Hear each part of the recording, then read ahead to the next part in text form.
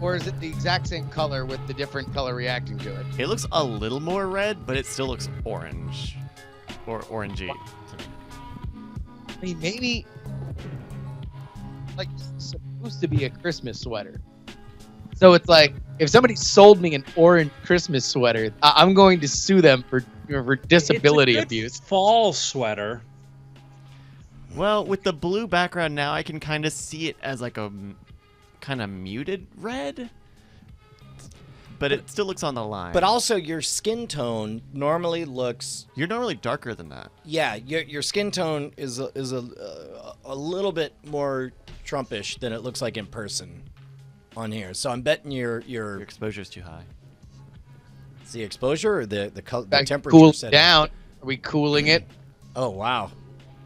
Well now your skin tone looks. You look waxy though. What? No, it's waxing and milk and all of you squareheads.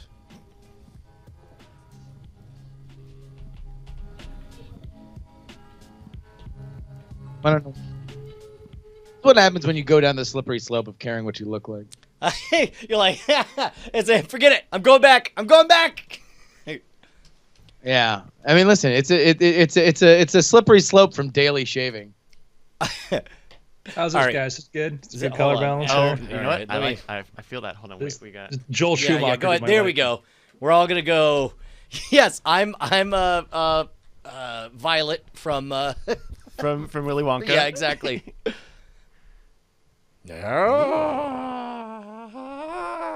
Chill. Now you're like in a trip. You're like on a dream sequence. Oh yeah, no. Now I'm in the boat with the Oompa Loompas. There's no signs that they're slowing. How The about rovers keep on orange? roving. More red or orange? Red or orange? Way orange. now. Red or orange? Wasn't that one of the very first memes in BB Live Show days? Was you being orange thanks to the Uvu, where like one of the first NSFWs was no, I forget. Hey man, did you see that tweet that NSFW was 7 years ago this week? The first NSFW? Yeah, Wow.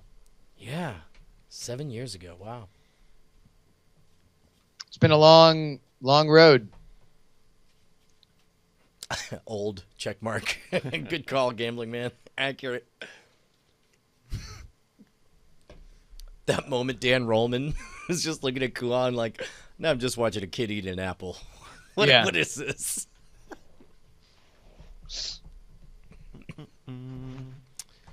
All right, guys. I think we're good. Color issues aside. We good? Oh, we're the best. Hey, yeah, do you think Nerdtacular is for real sold out or just, sold out?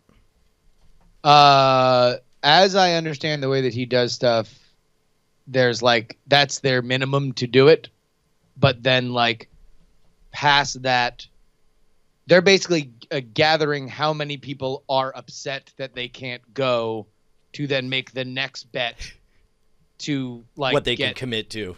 Yeah, because I think there's still like a room minimum like thing and stuff like that. So it's like this is them. They're at that point where it's like, if this is about where it is, then this is gonna be where it is, and they'll be fine. But it's like they got to know stuff. Other people are gonna come.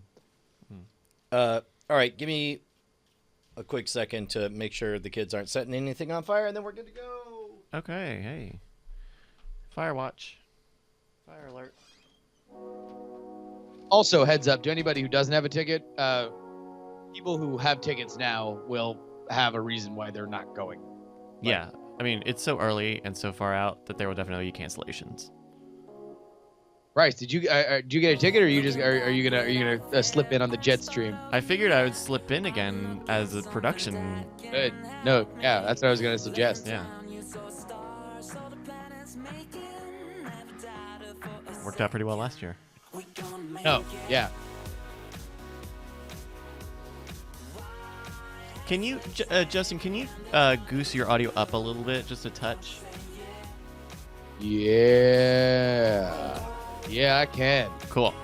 You're getting a little ducked. Wah, wah. Who's ready for that? The Christmas time. I am. On Twitch, we're decorating the tree tonight. Twitch.tv/FakeGamerGirl. Fun. We're going to be creating holiday cheer. How was Twitchmas? Or not Twitchmas, Twitch Giving. Twitch Giving was good. My mom was there for all of it, and I kind of was able to duck in and out. And then, yeah, no, it kind of sets off. We are off on the road for every week till the end of the year. Wow. We got a wedding, another wedding in South Florida. We're back to South Florida, and then we're off to Ohio for Christmas. Renegade, don't you guys wait for St. Nicholas Day? The hell are y'all talking about, man? What? Christmas starts on Black Friday.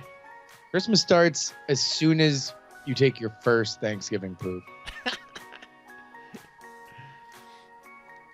I need to figure out when I'm going. I know I am gonna go home for Christmas, but I don't know when. I mean, probably Flying, driving. flying.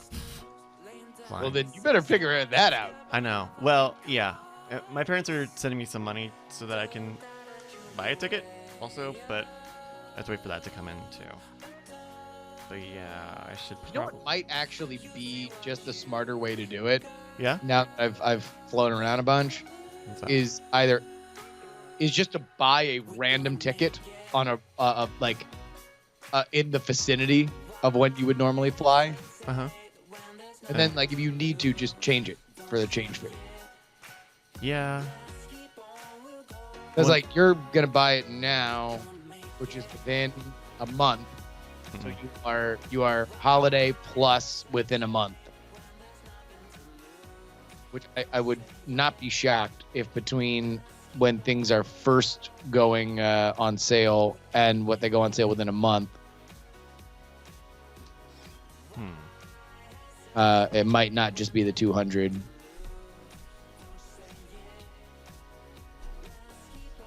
Interesting.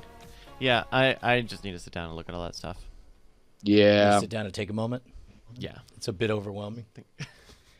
I just need a moment. All right, guys. We ready to go? Justin, Andrew?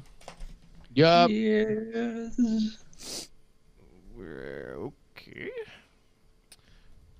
Hold on. Hello? Hello?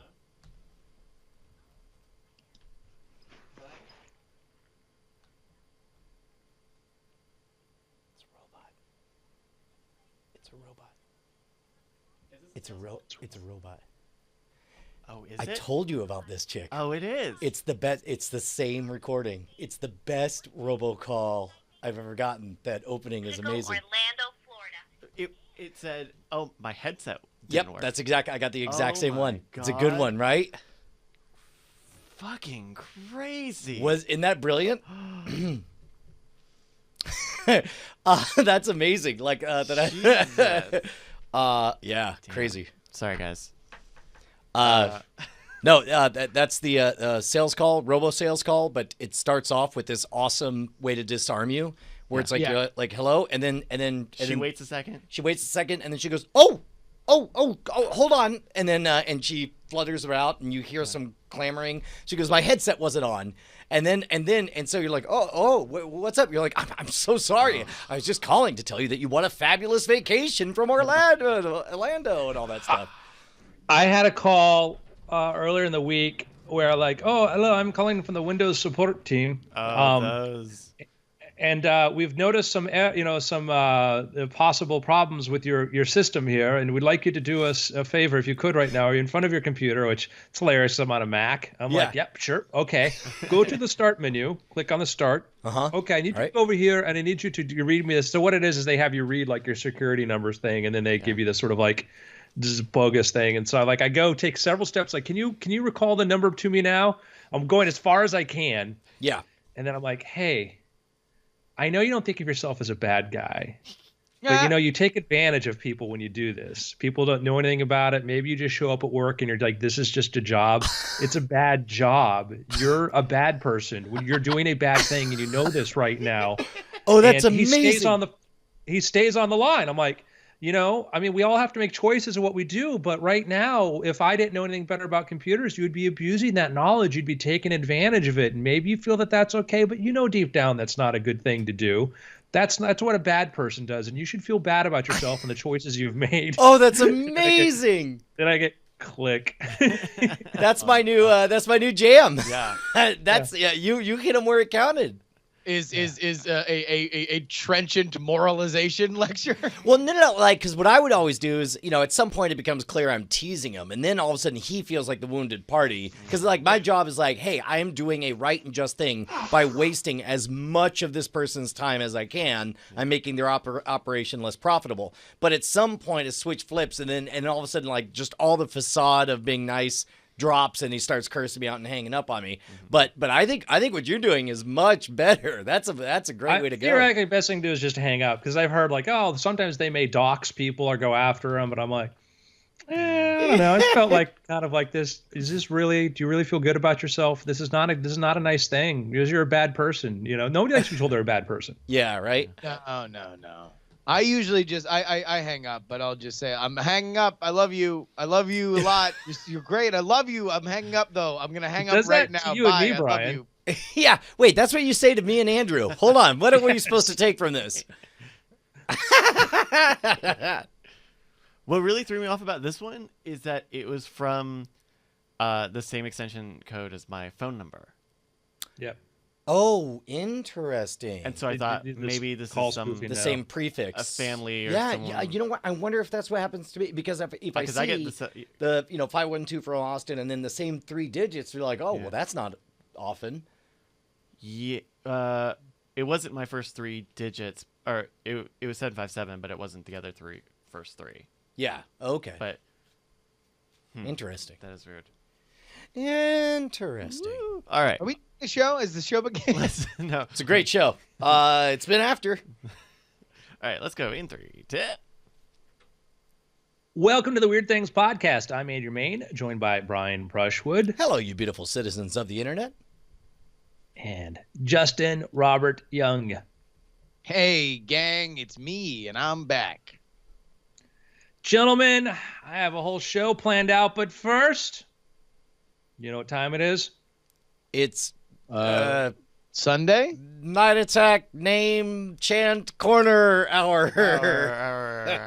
No. Time for Yeti news. Whoa! Thank goodness. Oh, damn. We have not gone into the Yeti well for a while. It's time for some Yeti news. What would be better than just me telling you an account of a Yeti?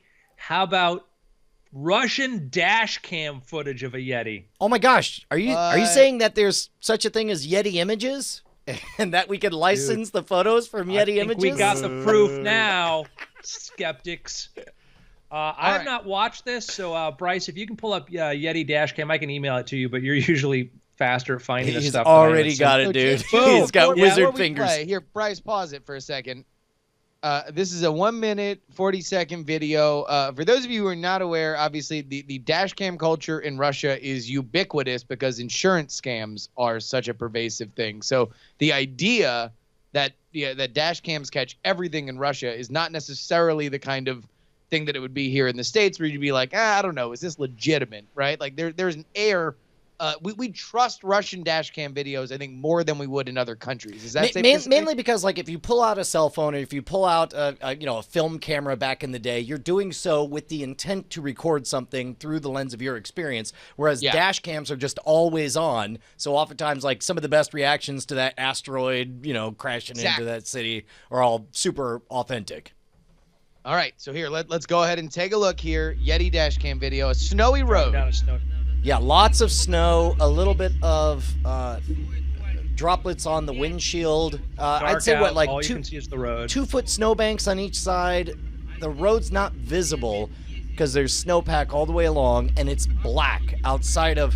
You see just the road and the vegetation to each side. I'm already terrified. So, yeah. And few he's little going maybe side what, roads. 25 miles an hour, 20, 25? Hey, yeah, he's cautiously navigating. And it's very, very light snows. It's got that, star effect, basically, like you picture in space. Whoa, whoa, whoa, whoa! Okay, Boom. okay. We just saw it. It is The hell. definitely a brown-covered bipedal entity. There's a word on the tip of my tongue. Begins with E, ends in K. Yes. Eric, my brother. It does look like About the same height. Yeah, it does look like an Ewok. It looks like a small Yeah, kid. it only looks like 3 or 4 feet tall. Well, what's hard to understand is just the distance, right? Like, because we're making these assumptions about how high the snowbanks are and everything, but all right, so it looks like it is running, right? That's what makes it look markedly. and you can see the snow get kicked up as it's running. Like this is not like a. One of the best stories I ever heard as a kid was when I was in 8th grade. My physical science teacher talked to me about the time he was out in West Texas in the middle of the night, and as he drove, getting highway hypnosis, he saw the visage of a 3.5-foot tall kid with his head down, just standing in the middle of the road, and he was clearly going to run over this kid and kill him. And he was wondering, why is this kid standing in the middle of the road? What is happening? And then the kid looks up, and his wings come out, and he flies away, and it was like a 3.5-foot tall barn owl, like a giant barn owl. Oh, wow. Sitting in the middle of the road. So it's like I know it's very easy to mischaracterize things you see, especially late at night. But this video is fairly unambiguous. This is I'm gonna say it could be a kid wearing a brown parka and matching brown pants running through in the middle of the night. I think that's probably the biggest. That would be the Occam's razor of it all, right? Is just somebody in loose-fitting winter clothes running across the road. Yeah, and of Or course, an animal that just makes it look like it's bipedal. but usually this is also when, of course, people are like, well, why would a kid be running across the road? This is 2:30 in the morning. It's like, I don't know, maybe he got his first, sexy action with a girl, and now he's, coming home. I'm making up all this stuff about what this kid's up to in Russia. I mean, but my point is that just my point is, no matter how far-fetched a story I can make up, it's less far-fetched than the idea that, that a tribe of ape men has escaped our view until this lucky dash cam. I have a friend that he'll send me UFO stuff, and it's like, this looks like an aviation flare. It's like, well, what are they doing over this time? I'm like, you demand an explanation why the Air Force is doing an exercise at 3 a.m. in some middle of nowhere, but your obvious is therefore it must be aliens. You're more likely to believe. I'm like. Well, that's the other thing is, remember in the late 90s when they released a classified status on a whole bunch of docs of just some of the weird ass stuff that the military did just to do it. Like, they're like, we want to know if it's possible for a body to have a misfire on its ejection seat so the parachute doesn't come out. And so we put this dummy on a ejection sheet, and we ejected him and threw him out, and just let him crash in the middle of the desert. We did it like 30 times. We didn't find one of them. And it's like that's a weird ass thing, but it's less weird than the idea that the known laws of physics don't work. Yeah. Yep. Man, I'll tell you what, between those stories and all the assassination attempts on Castro, there was just a lot of rubber stamping back in the day. Oh my God. A lot of whatever, fine, let's do it. Sounds good, right? We'll send crabs to him, train crabs with a flute, and that'll get him. Wasn't this a real? Was it a real thing that they were going to put a bomb in a Cuban cigar? And as if it's like the deadliest Johnson Smith Company catalog novelty, he'd be 3 puffs in. That, all those, you have a meeting of a bunch of people, some generals, some other people, what to do, and somebody says, I have an idea, and it's like the dumbest idea ever, but it's on the record, and then it's like, government said that, and not that they didn't do their own, didn't approve stupid stuff, but it was like, oh, the government wanted to do this. Like, no, one guy in a meeting said, why don't we do this? And it never went beyond that, but now it's like, somebody said that. Man, the Cold War, those were the good old days when America's slogan was, sure, why not? Let's go for it. What's the worst that could happen? Yeah. So we got a man. What's amazing about our readership, our listenership, is it's very important to remember that, like, I would say even individually they're going to be smarter than us. Collectively, absolutely too. And so, on our discussion about the whole idea is the brain, some sort of quantum mechanical sort of device or whatever like that, I made a lot of generalizations, and I will own up to that.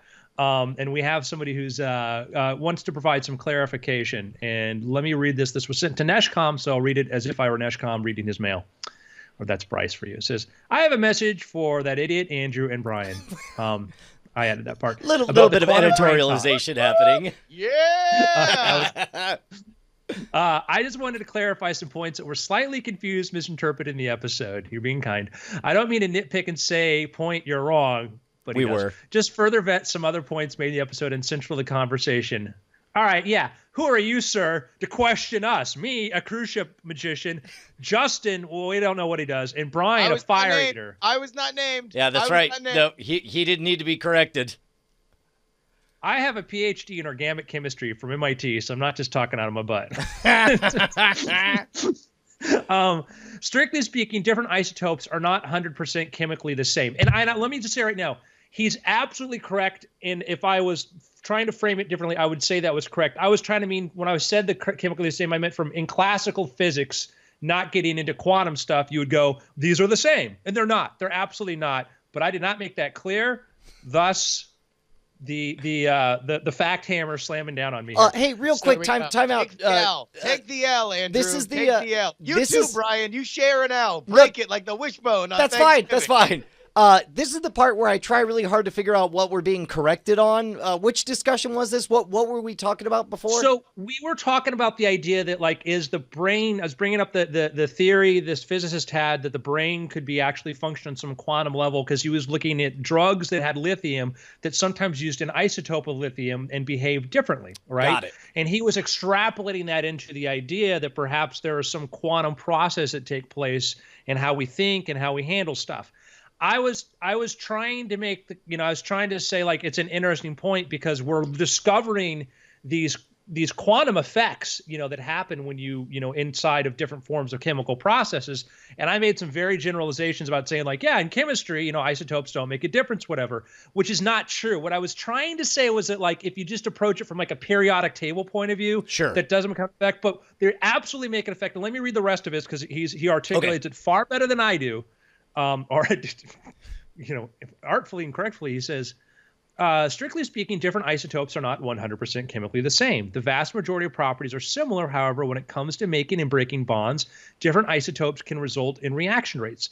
This has to do to small differences in zero-point energies. The most famous example is hydrogen versus deuterium. A carbon-deuterium bond has a lower zero-point energy than a carbon-hydrogen bond. So, deuterium. So, real quick, so I can picture. I know carbon has 4 connections, right? You picture the plus symbol. Hydrogen has 1 connection. Normally, that's what methane is. You got a carbon and 4 hydrogens on there, but a carbon deuterium bond is substantively different. Is what you're saying? Deuterium being an isotope of hydrogen.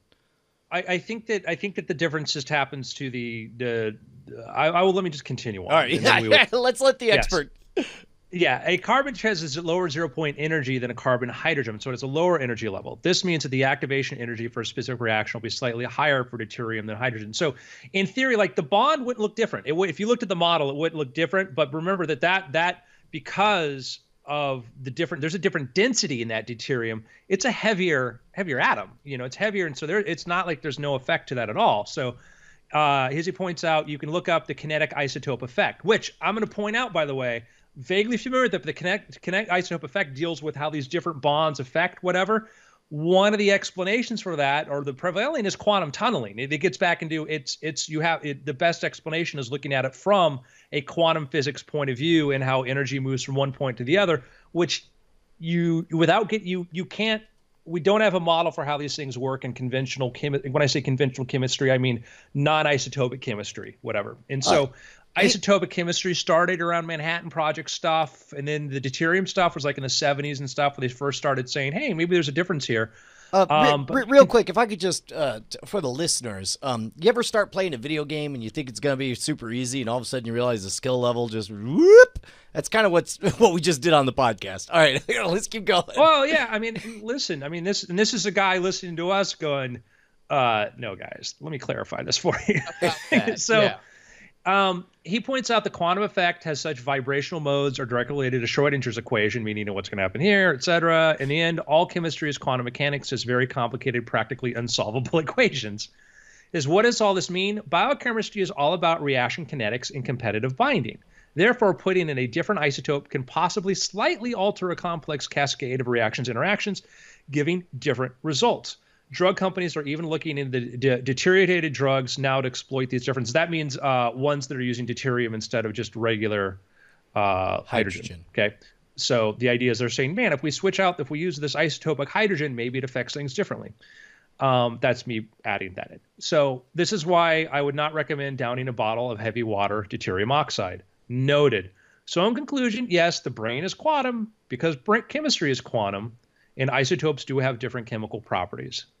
If Andrew or Brian would like to chat over email or Twitter, happy to answer any questions. Sir, you did a great job. And again, we love this. We absolutely love this when, we try to cover a lot of topics. And I'd say the three of us, we like to be knowledgeable about stuff, but we don't have a lot of deep knowledge in a lot of areas. And so it's great when people who actually know this stuff can go in and go, well, actually, I mean, listen. All right. Yeah. So this is a great example, or a great way, a self-depreciating example that we can make a comment about media in general.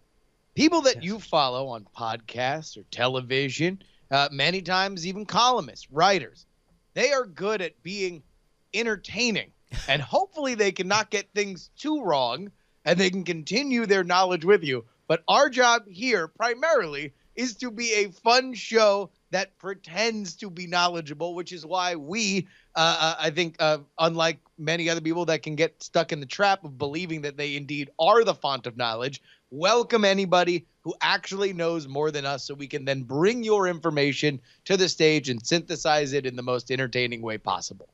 Heck yes. Yeah, and we appreciate that. And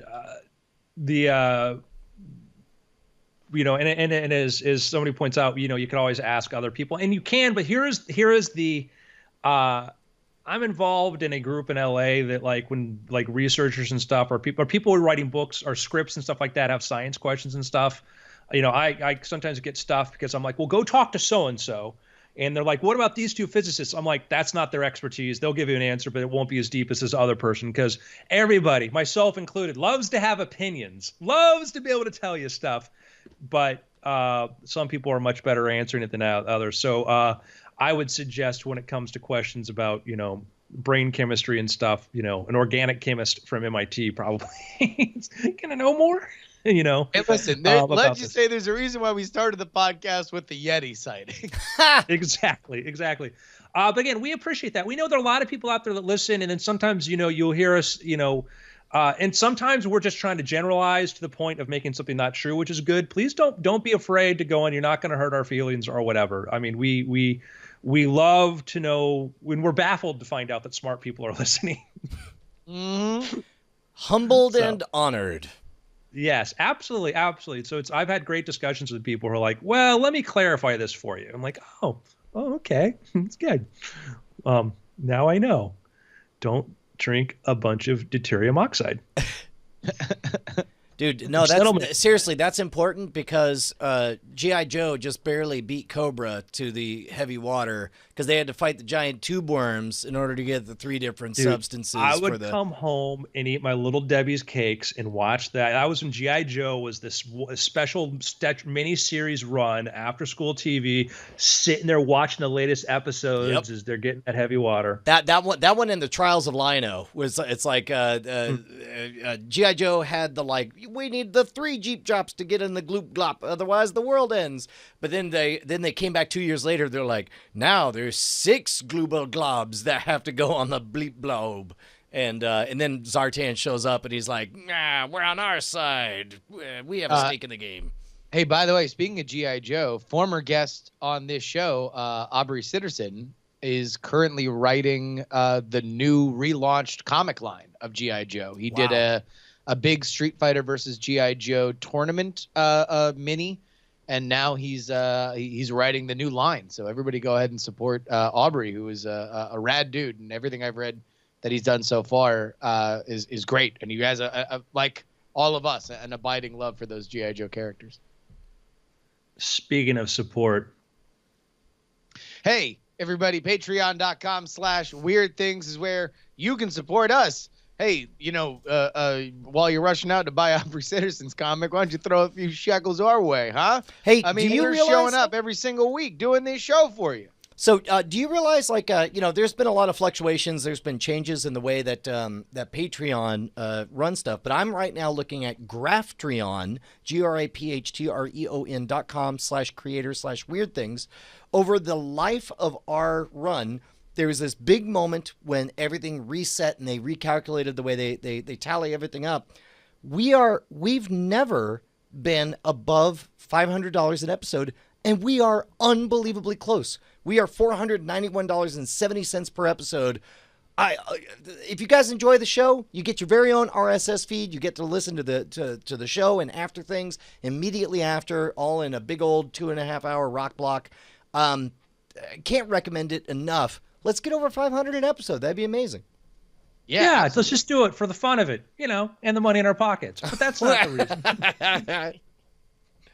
By the way, I love the coy emails because we let the funds build up for a while and then we cash it out like 2 or 3 times a year. And Andrew sends me a text saying, "Hey, man, I feel really bad asking, but it seems like I might have an opportunity to come into money. There's a certain Nigerian prince, but I've got to send him some cash right away. Is there a chance that we can cash out that Patreon?" Sounded like a great business opportunity, and I promised to share with you the vast fortune when they. I've sent off my cashier's check, guys. Don't worry, any day now. I won't forget you. You're just paying the taxes on that money. Yeah, well, yeah. I mean, otherwise, how you can't just send money overwards. Right. You got to pay money to get money. Do I have to explain how our commerce works to everybody? Agreed. So speaking of commerce, gentlemen, we've talked about this. We've talked around it a little bit. About what happens when robots take our jobs. And there was a very, very good column by Mr. Matt Ridley, actually Viscount Matt Ridley, who is in the House of Lords, one of our heroes here. And he has a piece in the Times, which would be the UK Times, not New York Times, and it's about artificial intelligence is not going to cause mass unemployment. How do you figure? Because but before you give me the actual answer, I'm assuming the questions he's about to answer, because I've been wrestling with this a lot. We have 3 million people whose job it is to drive, and we've got double that whose job it is to serve. There's a reason we call it the service economy, and it just seems like all of that's going to go away, right? With robots? So the answer is quite simple, is that the robots will send us all to death camps before we lose our jobs. Oh, got it. Okay. Problem solved, not a job lost. No, that's not what he said. He makes a very cogent article. By the way, I do love the idea that robot death camps will not be factored into our unemployment numbers. So it'll be if you are no longer looking for a job, you don't count, and if you've been sent to a robot death camp, you will not be counted in our unemployment numbers. Well, I mean, why that would be dumb, Justin, because you're dead when you're hired. They didn't fire you before you died. So no, actually, in all seriousness, he talks about. I'll start off with. He compares people with this sort of mentality as the Luddites, and Matt's wonderful way of pointing out historical context. He says that we've always had this fear that mechanization and automation are going to put us out of work, and he gets into the point of showing how but you look at how 90% of the people, over 100 years ago, 90% of the population was involved in farming. Like farming. We're all farmers. 90% of everybody, like you go back 150 years, your family was farmers. We all were farmers. And it's a hard thing to sort of we understand that, but we don't really understand the idea that, no, everybody you knew was a farmer. Everybody was a farmer. Well, and Matt really does a really good job in The Rational Economist and in the talks that you can find of him online. He says, people praise self-sufficiency, but we have a word for that. It's called subsistence farming, aka poverty. Like that's what it means when you grow just enough food to keep living. And instead, it's only through free trade and all of us working together and specializing that we're able to grow the pie for everyone. Yeah. So he gets into the idea of saying that, listen, is that we've always transitioned away from that into better paying jobs, into better things. And so when we gave up farming, we became wealthier for doing that, because when we let those machines do that, we went into this, these other sort of areas that required a higher skill set or other things. And we moved pretty much en masse with that. And we have, we are all far wealthier than we were when we were all farmers. And if you went back to, when our founding fathers were forming our country and doing a brilliant job of it, though, where we're all kind of agrarian, you're like, hey, guess what? In 200 years from now, you're not going to know a single farmer. You'd be like, we're all going to be unemployed. What are we going to do?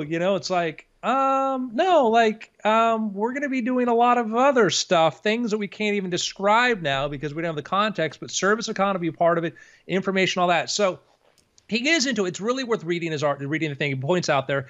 He takes. Where can we look for this, by the way? If you go to rationaloptimist.com. Got it. Go to rationaloptimist.com. Click on blog. He reprints the article there. He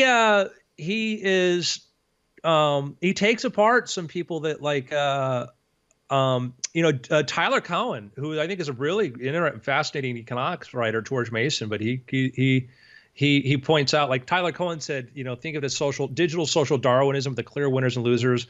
Those with the talent and skills to work seamlessly with technology and compete in the global marketplace are increasingly rewarded, while those whose jobs can easily be done by foreigners, robots, or a few thousand lines of codes suffer accordingly.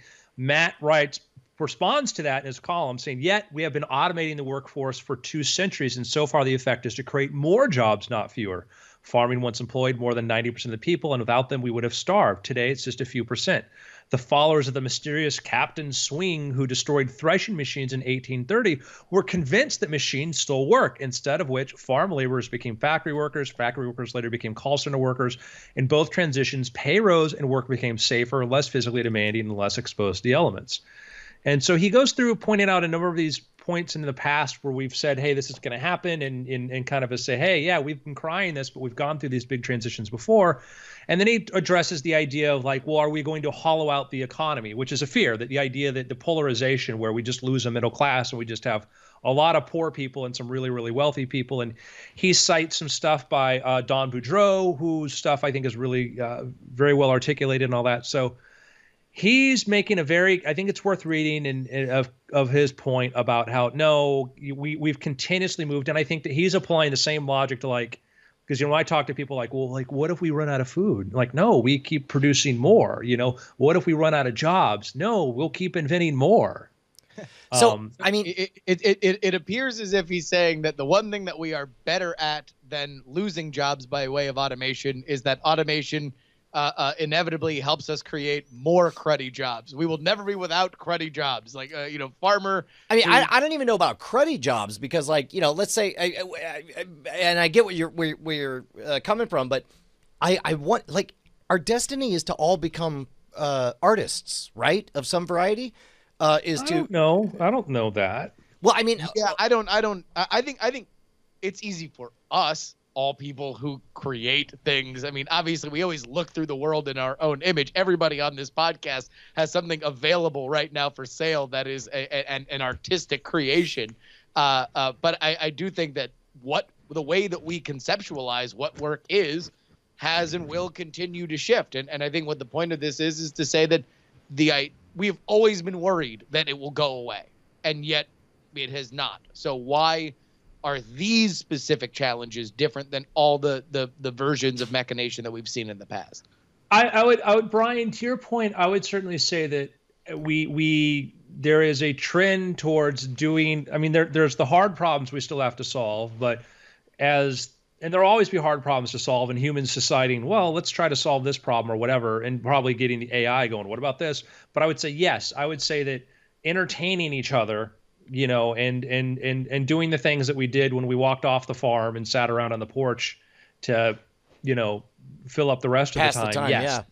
So more of that. I mean, I guess ultimately, and this is the beautiful part. Everything I'm saying is absolutely 100% wrong, because of course the most popular job is one that the three of us, if our life's work was to do nothing but guess what the most popular job 200 years from now would be, we cannot even conceive of the need for the job that'll be the most popular. What's the most popular now? Well, it was 200 years ago, farming, or I guess. The most common job. Right. Correct. Not what everyone wants to be, but it was farming, and then it was industrial work, and now it's service work, and it's moving into this post-service economy.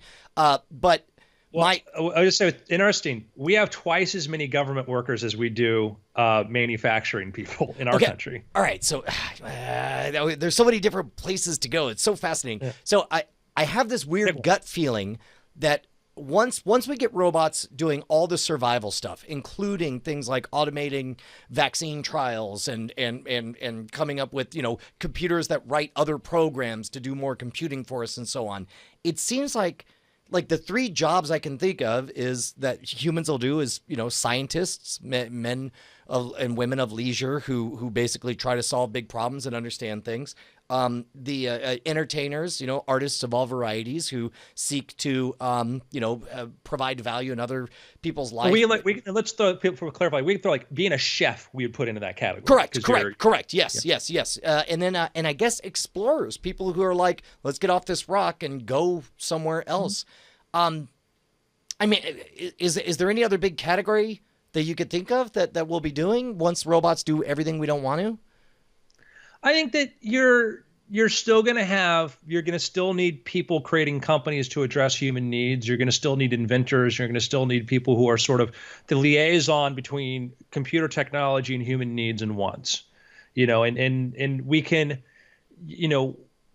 generalize so many things into those categories and kind of at the danger of sort of losing sight of how different many of those things can be, because writing a newspaper, we're basically and that cat is the same as being somebody who's a chef, although we'd say those are very, very different jobs. So we look at it and we go like, nah, you're kind of really in entertainment. Let's be honest.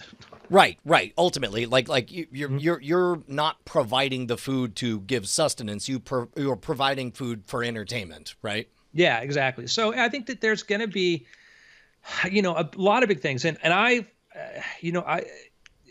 not a big person of the universal basic income or the minimum income. Oh, I'm so glad you brought it up first, because that's all I could think of. I can't imagine that it's not going to happen. Once the robots, regardless of what your political affiliation is, if I was going to place a bet, once the robots have won the game so hard that we don't ever have to worry about food or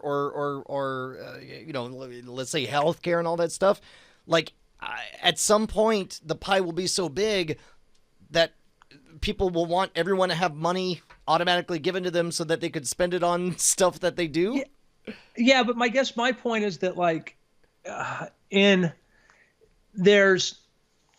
if you want to live a very, very simple life right now, if you want to live a very, very, very simple life, you could work from 20 to 30, put away enough money, and you could do that. But that simple life is going to mean, you don't have cable, you don't have this, you're living in, a rural sort of place on a small plot of land, buying basic groceries and things like that. But you would be living like people did 100 years ago, and you'd have that. You go to, I mean, there are ways to, I mean, you know, we have friends who are like extremely frugal who have done that kind of thing. Well, I believe the stat that I read at some point was that to live a middle class lifestyle in the 1970s, you could do that today on a quote unquote poverty level income. Yeah, and so I mean that's not hard to do, but the problem is you think about what I get into is like think about the idea of like, well, what if I want to live in San Francisco? Sorry, you can't. If you have a minimum basic income, you can't do that because it's way too expensive. What if I want to live in a major city? No, you won't be able to do that at minimum basic income because guess what? Real estate's too expensive. When you start thinking about like so much of what how our income works is based upon where we choose to live and things like that. And that's one of the quickest, you'll see a sharp polarization all of a sudden if you have, I don't have to, because not everybody will be able to afford it because you can't fit enough people. There's like real estate is like a good example of where that gets to be problematic. And it's like, oh, I'm going to go on a vacation, I'm going to stay at a hotel. Well, do I want to go to the minimum basic income hotel or do I want to go to the nice hotel? And that's where that's the danger is that we think that like we kind of like, oh, all of this life of leisure. Yeah, but the ones that work and make more are going to have a lot more. That's interesting. I think we've talked about this on the show before, but it reminds me of, you know, that crazy experiment of Second Life, you know, this virtual world where real estate was unlimited and all the basics ability were free. You could travel anywhere, you could watch just about anything. And so essentially everyone became artists. They would design clothes that you could buy to put on your avatar. They would design swords and, you know, a badder ass katana than the other guy. I feel like that's where we're headed. We're never going to stop wanting something slightly better than what we have, right? But I think like a big thing is where we live. I mean, I think that's a big thing is just the idea of like, you know, that is like the clearest example you can see of that it's going to have and have not is where you get to live. And I look at like, you know, having an apartment in California and a house, and I look at how much most of my monthly nut is paying for the luxury of being able to live in those places, you know? So, you know, I just kind of think that like it's this, and I think you extrapolate that to the future where, you know, if I didn't work as much as I did, my choices would be much more limited. And I think that that's the thing is where you look at the upset like happening in San Francisco with like people throwing rocks at Google buses and things like that because these people with much higher incomes of coming in are displacing them.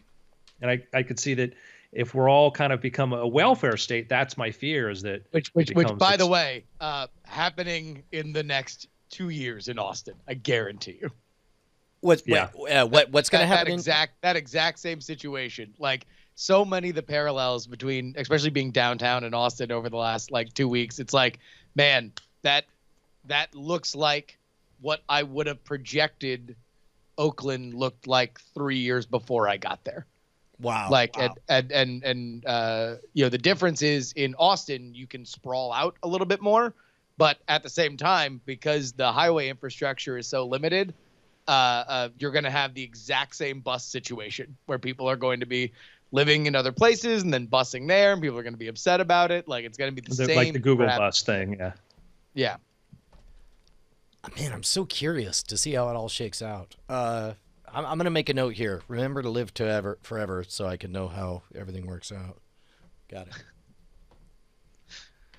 Brian will be enjoying it with his telescope from Dripping Springs. Yeah, yes, exactly. Oh, man. Hey, they sure seem upset. I swear. Hey, Bonnie, come here. Look, this guy's really upset. Oh, look at him.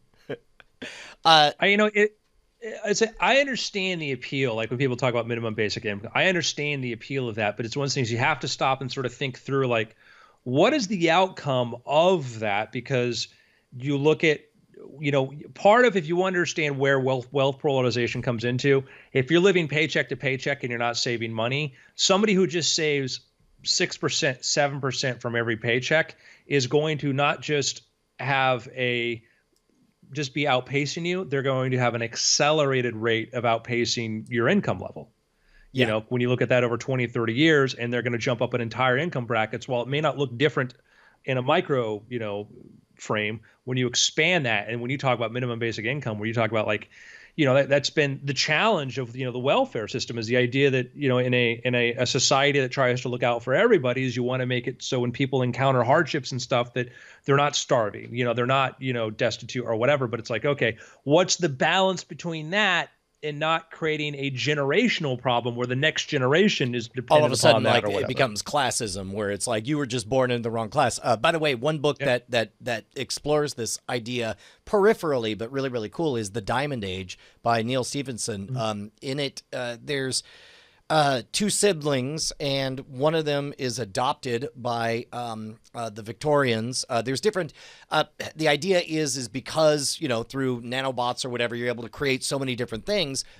You have these different bubbles. Like, there's some people who say, you know what, the best that humanity ever was in the Victorian age. So we're going to adopt that dress style, that manner of speech, and we're just going to choose to live in the Victorian age. We'll have parlor rooms and we'll be concerned with high society things. And then meanwhile, there's another sibling that grows up on the streets, obsessed with, just gang war, turf territory and all that stuff. And of course, he has food to eat and he doesn't have to learn how to read. He's, the basic symbols do him just fine. But it very much is this kind of have and have-not society. Although even the have-nots have as much as they want, as far as they want to contribute to anything. It's really interesting. Yeah, he thinks about things very, very deeply in a very interesting way. And my solution to avoid those situations is and that's kind of like, as you mentioned in the part of the premise there, is the primer, the idea that the idea of this access to education. If you can make it available to anybody who make it easily accessible to anybody who wants to sort of educate themselves and become better at providing some sort of utility, that's the ideal for me. That whatever system, just make it so you can be born in any situation with access to education. And I don't mean like a $60,000 a year stupid school. I mean actually learning useful skills. Sure. And separately, and one of the more interesting arguments I've heard for the universal basic income is that it would unlock human ingenuity for more interesting things. And the point they bring up, and this is part of the reason, like YCombinator.com is actually financing a small scale test of UBI to see how it goes.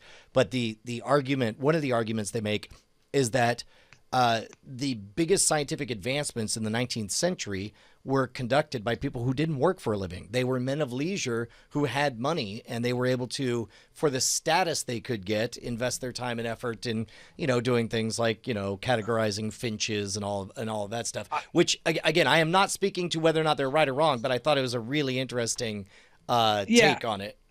Yeah, I would. And my response to that, I've read that, is that one is that it may have been those guys had the time to find the low hanging fruit.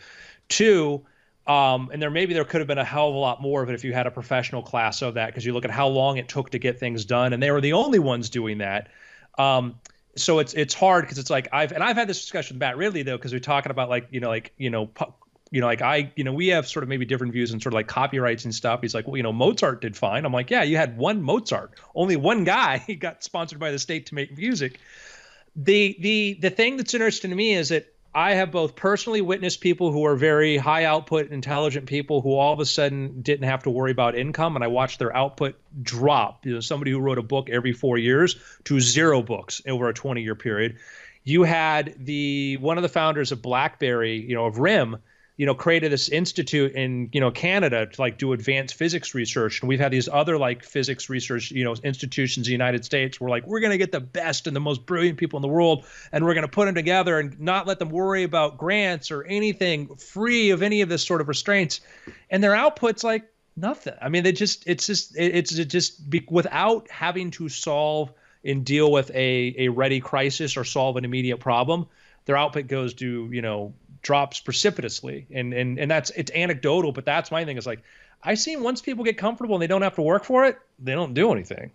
Interesting. So, I think I know as a writer, nothing's more motivating than, deadlines, food. Yeah.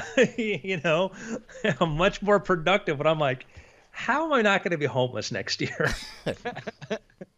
Speaking of homeless, we've got 2 wayward homeless people on the road. Oh my lord!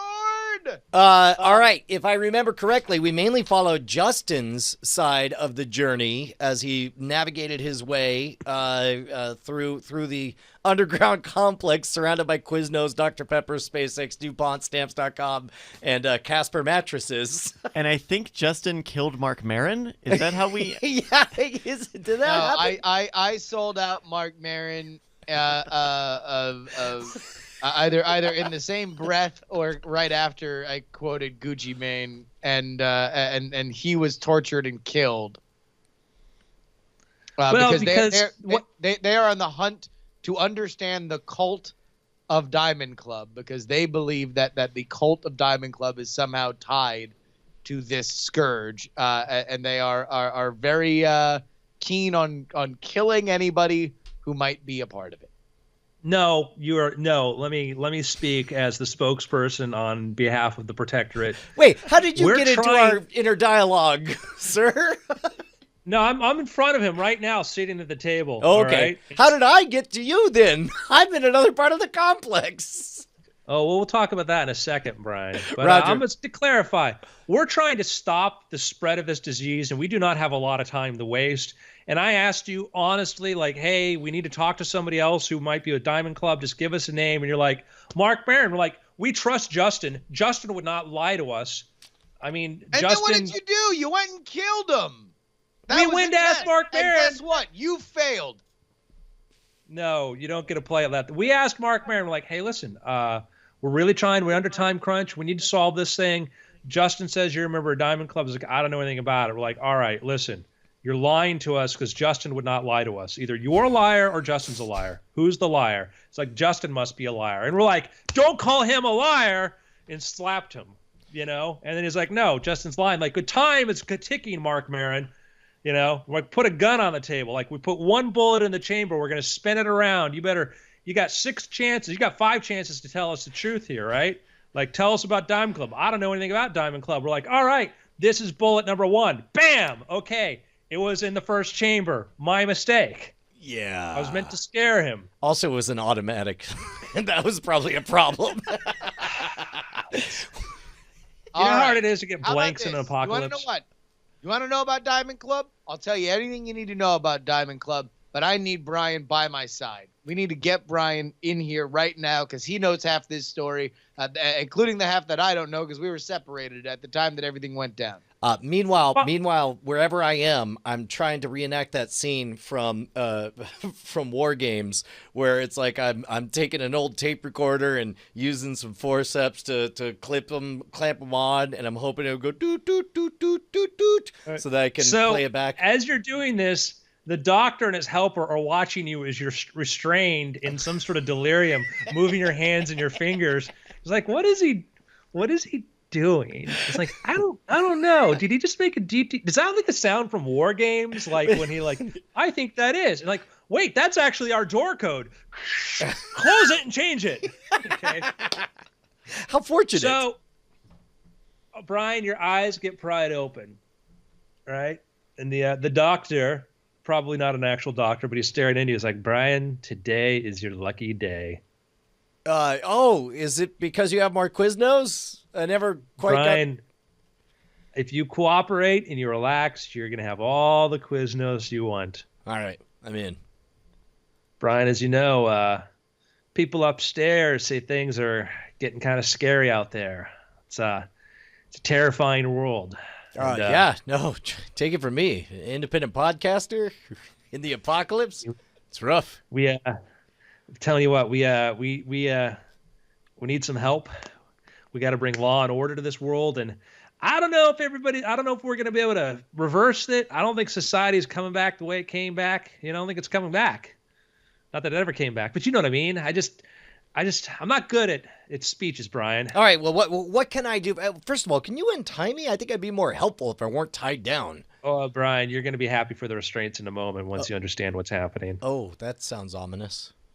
Do you feel the world needs a hero, Brian? Okay. You're with me, right? We can use a hero, right? Sure. Yeah, I know heroes are great. Brian, you see these X-rays all around you? All Yeah. these X-rays, these like bones with special implants and things like that. Heroes, Brian. Heroes, all of them. Oh dear, you mean like people willing to sacrifice their lives for the greater good? I don't think No, we need more Brian. of those. They sacrificed their life for you. Oh, well, maybe this is okay. Tell me more. Brian, what I want to do is I'm trying to create superhuman technology here. Oh boy, it's with I can replace your ligaments with these nylon materials that are faster, stronger. I can imbue your bones with, quote, a material that actually existed prior to Timely Comics and Marvel, adamantium. Oh, okay. All right, right on. Dude, Not yes. Marvel Hey, adamantium. This is- whatever you're telling me, I'm betting, just assume I'm saying yes to all of the upgrades. Every upgrade you could possibly give me, I want the whole works. Total package. You're down with it? Yeah? No? Let's go. Fantastic. Javier, get out the skull saw. It's fine. It's fine. I didn't hear that. I'm thinking about Quiznos and their Yeah, we're delightful gonna do a little tiny implant in your head too. toasted sandwiches. The The hell are you- toasting makes it so much better. God, these damn pipes and voices going through here. But I want Brian by my side right now. That's what I want. I want Brian All right, Brushwood by Brian. my side right now. Hey guys, don't mind that. I'm just I'm working not on my gonna tell you anything. ventriloquism skills. That sounded like a good we're gonna- impression of Justin. Here, I got some Quiznos wrappers to shove into the pipe. so Okay, we good, don't good, hear good. Just real fast, real fast. Upgrade everything. Let's go. Let's go. I don't care All right, what just- he's just- doing just- or where he is. Yank him out wherever he is right now and put Just- him right next to me. Brian, there's just one more thing. I got to explain this to you before you sign the consent form. Even in an apocalypse, I've got paperwork. Got all it. right? Got it. Okay, Roger. You ever wake up in the morning and you're like, hey, let me check my email and let me go through all this, and you're like checking it and you realize, man, I'm still in bed. I haven't picked up my phone or my iPad. I'm just sort of imagining I'm doing this. You've done Oh, this, right? sure. I did it this morning. How would you like to imagine no more, Brian? Wait, what do you mean? I could actually just lay in bed? No, Brian, but what I'm saying is we could put an internet access in your head. Oh man. Wait, is there still an internet? I thought the internet was gone. We got our secret internet, Brian. It's a Oh, satellite internet. Secret internet. Yes. No. Sign me up with the secret internet and the adamantium bones and the ligament replacement. Look. We already had this discussion. The answer is yes to all of them. Okay, and we've got our own version of Siri. We're going to put in your head. Good. You can ask questions for Good. it. Let's rock it. Yeah. I want that Y-Bri. Let's go. Yeah, it's not called Siri. It's a totally different name. You'll get to know. Okay. Explain it. It's Brewery. Adolf. It's called Adolf. Don't It's fine. worry. Hey. What the hell? Hey, We were looking for names that aren't that common anymore. Everybody knows the Pipes. name, but it's not a popular name, so it'll be called Pipes. Adolf. Okay, so Adolf is going to be your personal assistant. Okay, right on. I mean, if you say Okay. so. I had my German researchers help me do it. Really great engineering, precise. There's a little That bit of an seems accent. really Not going to worry about that. ethnically specific for you to bring up, but I assume they're qualified. You said they're You said Totally researchers- qualified. Totally qualified. Great. Sometimes he gets a little bit angry, but it's totally cool. All right, good. We're going to just breathe this in. Sure. It's a Xylon bee on the tank. It's a joke. Breathe this in. Wow, you guys have a dark Brian sense of humor. passes out. All right. Staple gun, sewing, hot glue. I dropped my peppers from my Quiznos. Let me get them out of his chest cavity. All right. Now is a little treat. I am going to put the roast beef sandwich in his tummy. Sew it up. So you're smiling as you're having your surgery. I wake up with the itis. Like, I want to go back to sleep. All right. Now, Justin, meanwhile, is still fuming. His hands are on his hips. He's like, I want to talk to Justin. I want to talk to Brian. He's starting to do a Gollum thing, Justin, Brian, in there by himself. All right. Couple hours later, Brian, you wake up. You open up your eyes. How do And we're holding a birthday cake for you. We got Oh. a birthday cake. It's your first day as Brian 2.0. Right on. Adolf, play. Yeah, Play. Play mixtape cake eating Flight music. of the Valkyries? Sure. Actually, Ride of the Valkyries, but Okay, we'll all call right. it Flight. Adolf, stop playback. Stop playback. All right, look. Hey, you want- I'm sure. Look, part of me just wants to try out all my new powers immediately, but I feel like somewhere in this building, Justin probably needs me for something. Is he around? Hold on. And one question. Yes, we'll get hold of you in a second. You sure you don't want to have some craft work? Adolf, Autobahn. order toilet paper and take me to Justin. Yeah. All right. All of a sudden, like, hey, we have the cake. Brian, just eat the cake with us. It's strudel. You'll like it. Okay. You have some cake. You're like, man, you really like the strudel, by the way. It's really, really good. It's really, really good. It's weird okay? because before the surgery, I never liked strudel before, but now I just can't. Don't worry. get enough of it. You got an expanded sense of taste and all that. Oh, I okay. think my palate's. Did you guys put some things on my taste buds? Is that what's going? Do I have an expanded gave palate? you some enhancements and some biological enhancements too. Awesome. Maybe some genetics. Maybe a little rewrite of your genetic code too. All right, look, I gotta go rub this in Justin's face. Let's go. Let's go find Justin. I All start right, you got a bouncing. map appears in front of you, and it's telling you which way to go. We're like, you're free, Brian. You can go as free as you want. I give thumbs up, which I assume I still have just 2 thumbs, so I give just 2 thumbs ups. Unless Yeah, they give but me more your thumbs. right hand kind of goes flat and straight out. Right. Okay. No biggie. I follow the map that Adolf is projecting in my mind, and hopefully find Justin. Yep, and you goose step. I mean, walk down the hall, knock on the door. Knock on the door, and I'm like, Open the door, you say. You're like, well, that was not polite. I'm like, I'm Justin. What's up? What do you need? What's going on? Papers. Rolling papers, please. Am I right? No. Okay. All right. Hey man, what's going on? Did you become a Nazi cyborg? I mean, because like we didn't like explicitly state it in our mission. It was find Andrew, find Ashley, set up new lives in the apocalypse. Yeah. I know it wasn't explicitly stated in there. Don't become a Nazi cyborg. I mean, but I would have assumed it was implied that you shouldn't voluntarily undergo surgery so you can become a Nazi cyborg. Because I heard you stuffing Quiznos wrappers in the vents so you wouldn't hear me. But I could still hear everything that was going on in your side of the compound. These people want to know everything about us, and now they have undoubtedly, along with your Nazi cyborg add-ons, added every kind of surveillance that they could forever want. Anything that we could ever keep secret has totally gone out the window. And Brian, why? Why would you do this? I mean, in the great words of the poet-philosopher Walter Sobchak, say what you will of the tenets of National Socialism, at least it's an ethos. Right? Come on. It's like, look, they made possible. We're going to be able to bust out of here. I'm like a Superman. I don't know what my powers are yet. Using the powers that they gave you. Okay, well, hold on real That's quick. Something that they haven't thought about was that you running wild on their operation. All right, hold on. Look how high I can jump. Well, actually, you jump first. How high can you jump? I jump a meager amount. Okay, and then I jump. How high do I go, Andrew? I would say that like your first jump, you go at least like a meter high. Your head, you have to duck your head so you don't hit it on the ceiling. Yeah, but then now I hold a fist aloft into the air and I jump as hard as I can, trying to punch the ceiling. Plaster falls down on you. Yeah, all right. Now I say it's a me, Briano, and then I do it again, and I keep punching the ceiling. Each time making And there's the a sound hole, effect. and some guy looks over from a typewriter down at you. Okay. Can I help you?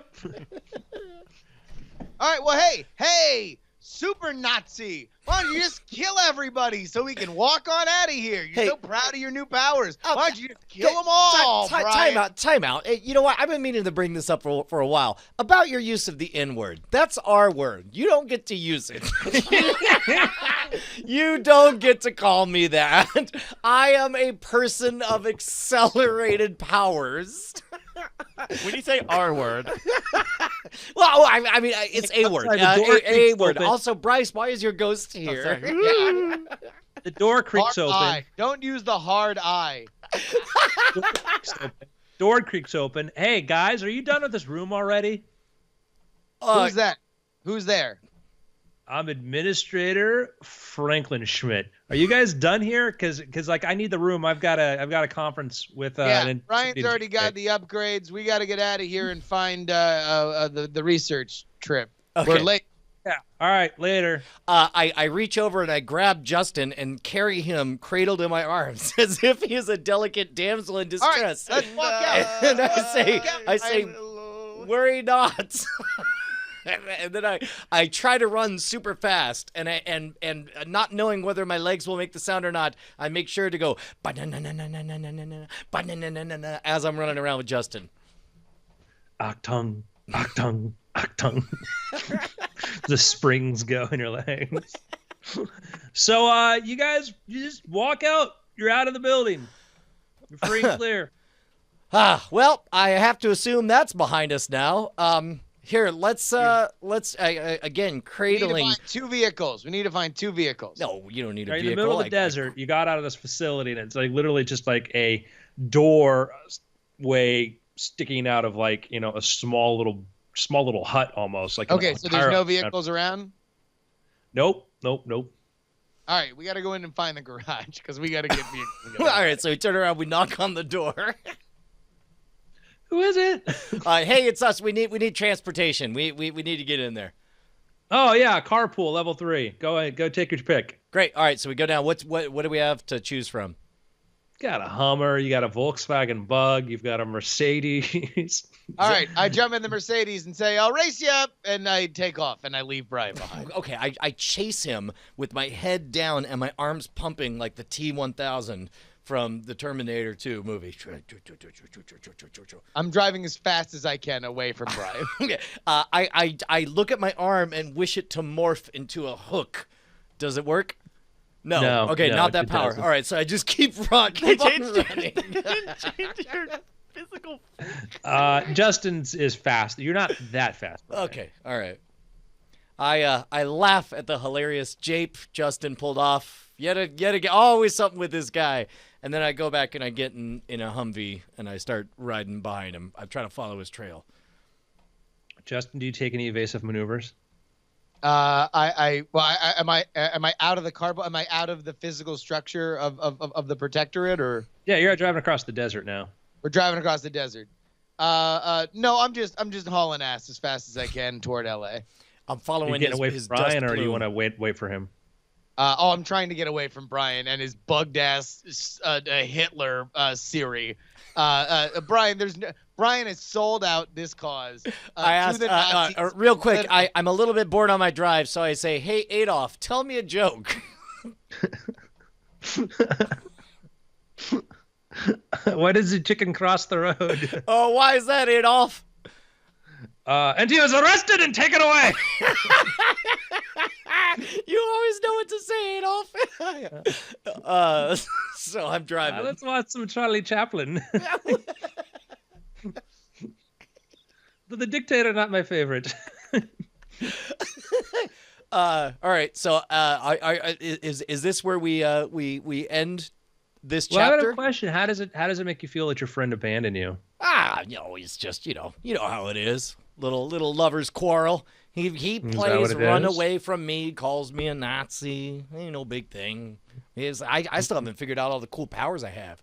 I Doesn't make you- I you're turn not to my angry at right all? and I punch the headrest of the seat to my right. What happens? Smashes, obliterates. See? Smash A it. little bag of weed falls out too. I look at the bag of weed and I just tuck it in my pocket because you never know. Okay, so Justin's determined to get away from you, and You want to catch up with him. Do you still want to catch up with Justin? Oh yeah, no, we're inseparable. Night Attack is in a couple days. I gotta catch up with him, otherwise we won't be able to do our episode. Right in front of you is a CB radio. Oh yeah, all right. So I pick up the CB. I say, And Breaker next 19. time on Journey Quest, we'll find out what Brian says to Justin. Can he bring him back? Will the two be reunited? Is Brian actually harboring the remnants of Hitler's brain in his own head? Only one way to find out. Spoiler, Yeah. yes, he is. What a dick. Yeah. You don't know that. Next time on Z Journey Quest.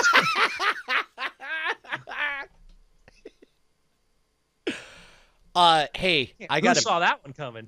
No, I most certainly did not. Who saw that coming at the beginning? Not me either. I got a pick, the likes of which you will not believe, my friends. I want to be clear. I'm going to use some harsh language. I don't mean it in a distasteful way. But I have found the best, worst thing on all of Netflix. Go right now and check out Galactica 1980. It's Battlestar Galactica 1980. dude. Not the original 1970s Battlestar Galactica, where it's pretty much the same story as the reboot.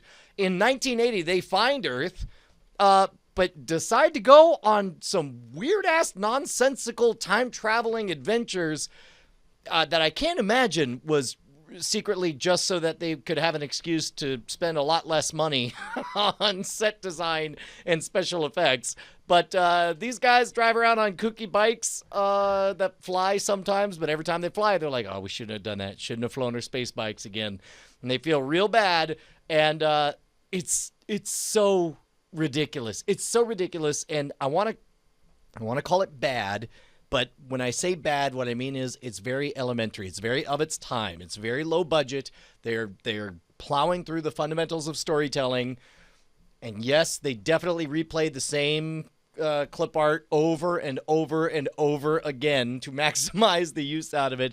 They definitely used some old file footage. Like you could see suddenly the film grain goes to like a horribly destroyed print because they needed to show some World War II fighter jets. And so they just, fighter planes attacking.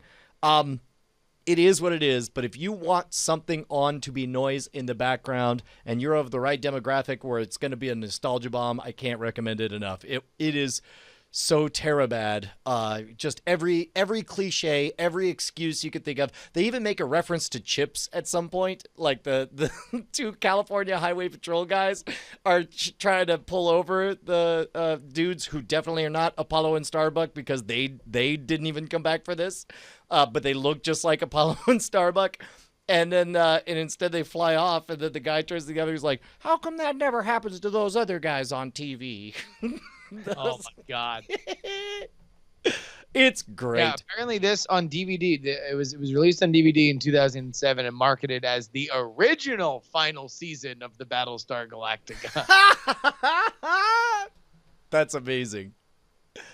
It's really. I mean, it's from a something. different time in television, right? Oh, a yeah. very, very different time. Well, and it's also Glenn A. Larson at his Glenn A. Larsonist bit, where I could totally see him just dictating the whole script while speed walking, high on cocaine, I assume, which is all of that is defamatory.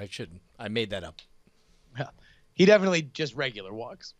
Yeah, he doesn't speed walk. Do you know what the definition of speed walking is? What is it? That at no point are both feet off the ground. Oh, that's right, because that's when you're running. So as long as one Running foot is at some point both feet are off the ground, but speed walking. I learned that on Malcolm in the Middle. Man, What was? That was on Malcolm in the Middle. Oh, was it?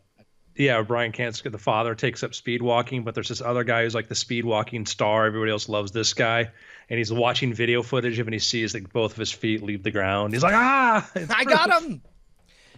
Did you ever see, I want to say it was like an Australian company that did a promo for Malcolm in the Middle. They got the back catalog in syndication, but they took all these out of context moments of Bryan Cranston and they cut together the promo as if he's the star, and it's actually just Breaking Bad. Like, it's him saying, "Hey, we're gonna cook," and it cuts to him in his underwear as the dad and all that stuff, and it's just like, oh, we're in some real trouble now, and cars crash and all that stuff. It's amazing.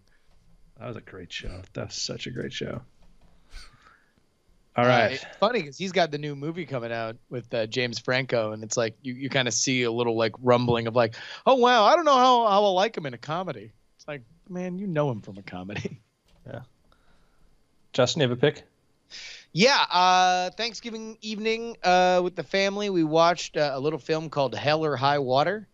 It is really, really good. Chris Pine and Jeff Bridges, right?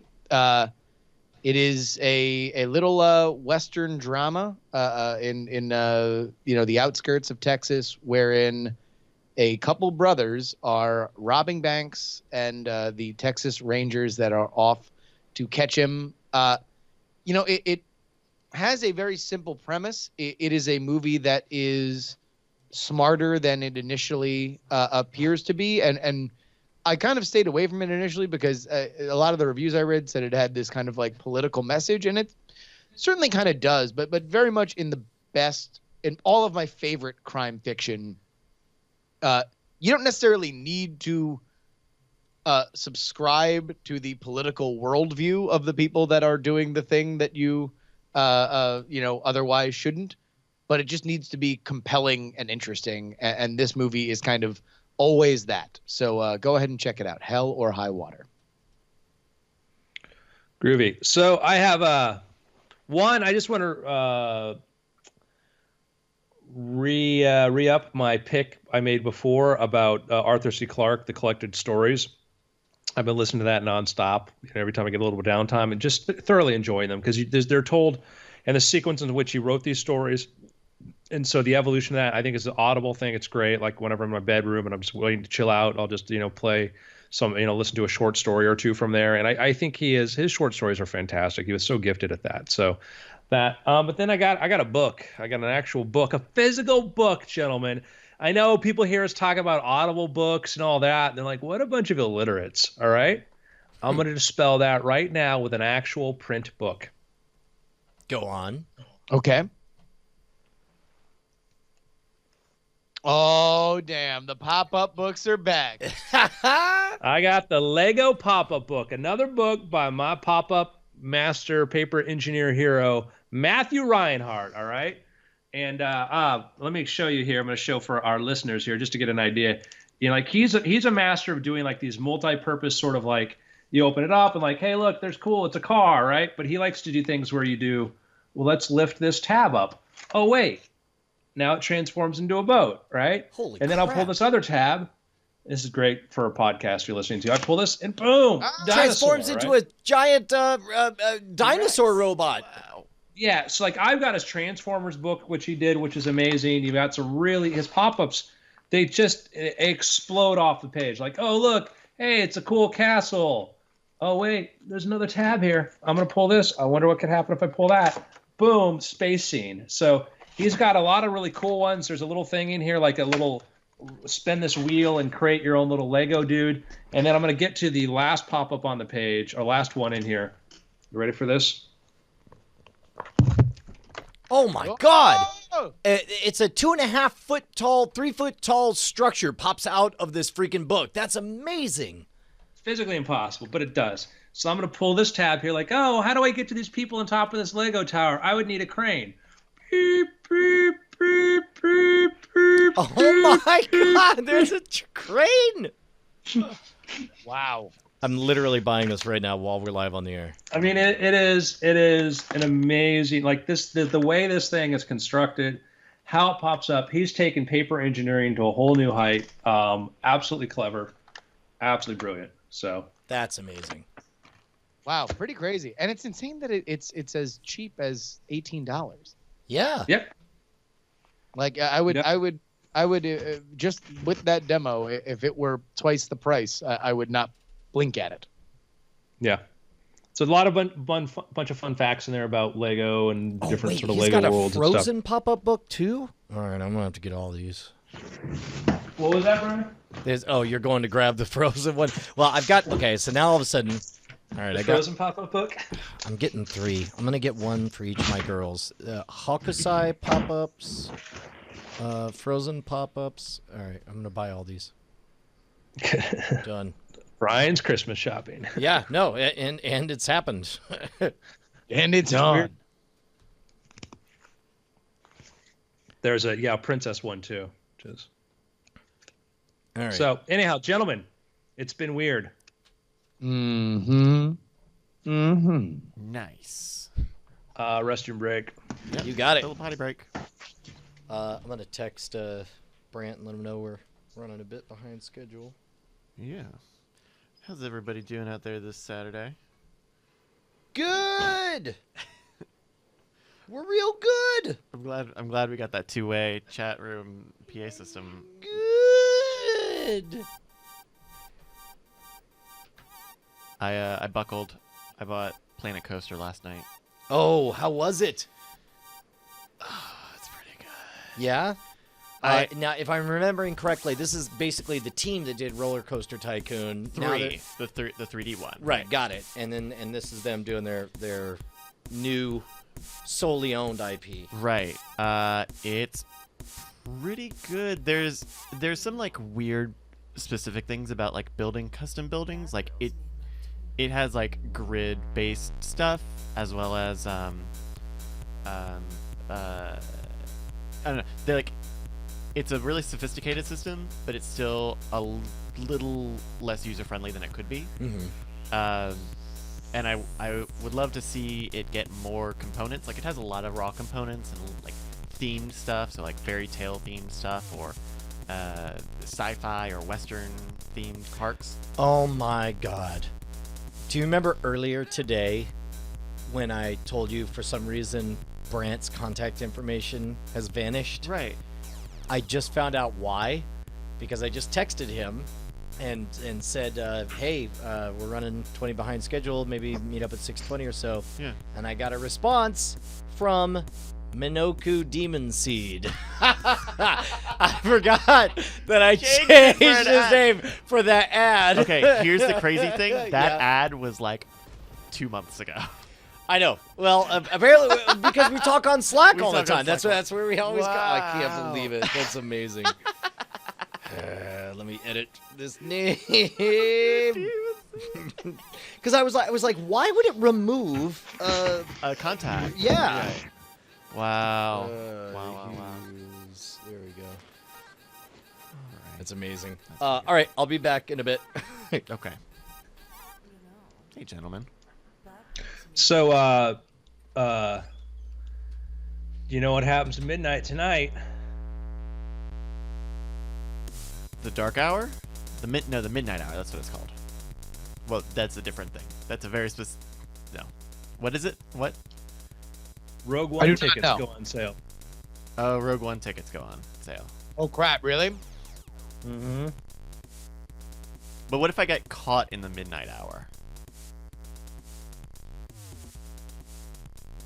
I don't know. I don't know why I'm. Oh, all of my shit froze. Oh, that's good. Hi, if you're listening to this. I'm gonna have to restart this computer. No! My recording! No! Oh, please. No. I made a reference so bad it melted this computer. Alright, make your screen caps. I'm gonna have to restart this. Hold on.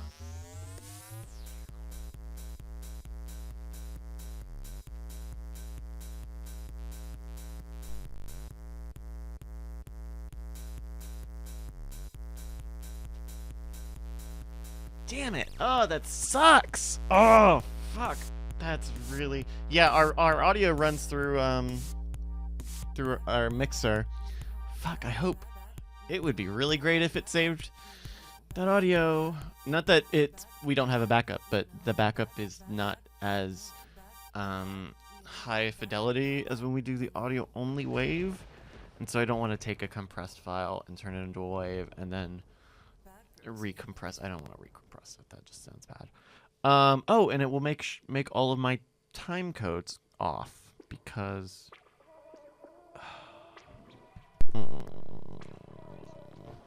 Jesus. Well, thankfully our streaming is still going. Give me a couple of minutes. We'll listen to this Major Lazer. Oh my, what you do to me? Like lightning when I'm swimming in the sea. From the very first time we loved, from the very first time we touched, walking on wires and power lines. You put your body on top of mine. Every time that you lift me up to the heaven and stars above. Oh, you missed it. This computer crashed. The switching one. Yeah, that does suck because that means my recording might be bad. Wait, the switching or the streaming? The switching. So we're still live. Oh. Yeah. But we can grab the. Yeah, we can work around it. I just don't like using an already compressed audio file. Right. Oh wait, previous exited prematurely. You may continue decision to continue now. Oh, I didn't have anything on it. Ooh. Okay, well. Wait, so you hadn't wrapped it up? Oh, doggone it. No, because I keep them in one file. Oh, got it. Damn it. All right, well, give me a second, guys. I couldn't leave if I wanted to, 'cause something keeps pulling me back to you. From the very first time we Isn't loved, it? from the very first time we touched, the stroke of your fingers, the scent of you lingers, my mind running wild with thoughts of your smile. Oh, you gotta give me some. You could give it all, but it's never enough, no.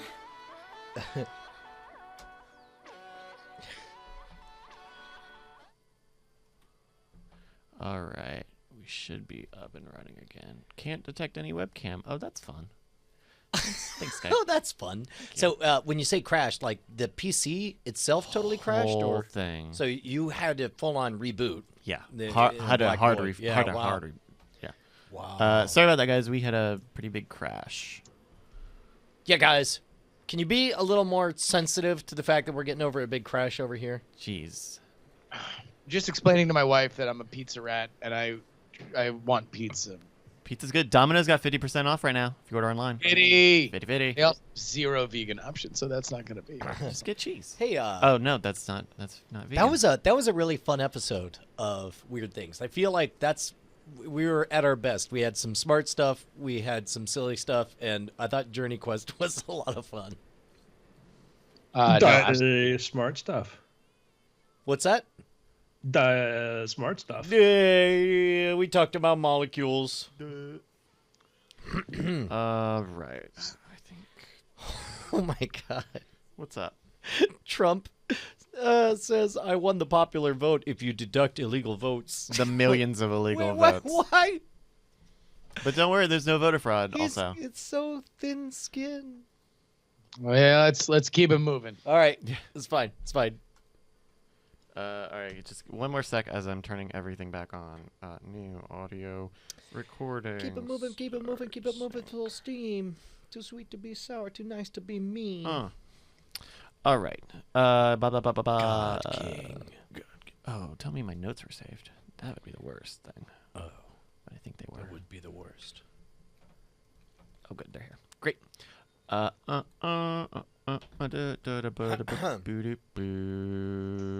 Okay.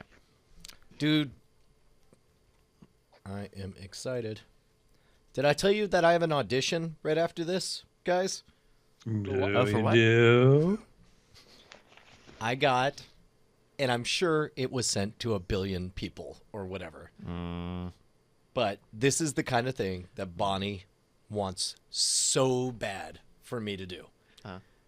There's it's a Nigerian prince. one camera family comedy that's shooting in YouTube original series, and they need a dad who's in his late 30s, early 40s. Okay.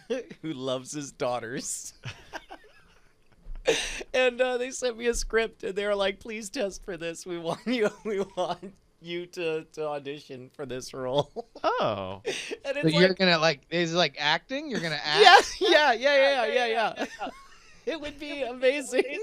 We should just send them a tape, a reel from last episode of Weird Things of you being, possessed by demon robot Hitler. Wow. If That'd be that's great. what's going on. Wait, what's the WPR? What's WPR about trying to be an actor? That you just got approached blindly to audition for a thing. Is that a stereotype about wealthy white people? Is that they get approached? Maybe a little bit. I don't know. It certainly is living in Texas, got 3 daughters. So. Well, in the story, there's only 2 daughters. Oh. So I'm going to have to temper. You have to I'm gonna- pretend Callie doesn't need to. Exactly. And I'm going to have to love the only 2 girls even more than, because 3, there's only so much love to go around. and- Sure. Wow. And that's tonight? Wait, yeah, they're asking for, like, the deadline is Tuesday morning, but since we're going to do, Stand-ups and... yeah, I think I have to pretend to eat a hamburger and Oh, is that on your lines. diet? Is a Yo. pretend hamburger on your diet? No, I'm not saying. Damn it. Anybody set anything on fire? No? All right. All right. Why the kids are asleep? I Right, smell honey? smoke. All right. Let's... And scene. Can I use this chair Yeah. for the audition? I need a chair. What do I do with my hands? Well, don't just stare there. Can I get 2 coffee mugs? Is this okay? Which is more natural? Do the Jeff Goldblum. Like if you watch him, like he's kind of his hands are, he's always like this sort of ready, Yeah, he's always just secretly choking someone.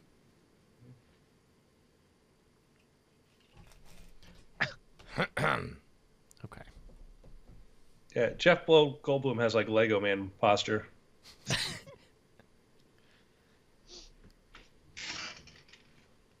Big hands. Yeah, no, I think we understand Lego Man.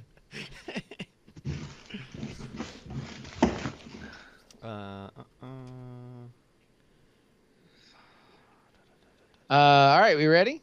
Ready. Ooh. Ready. Cough directly into the microphone. All right. Won't tell you what that was doing there. Take it away in 3, 2.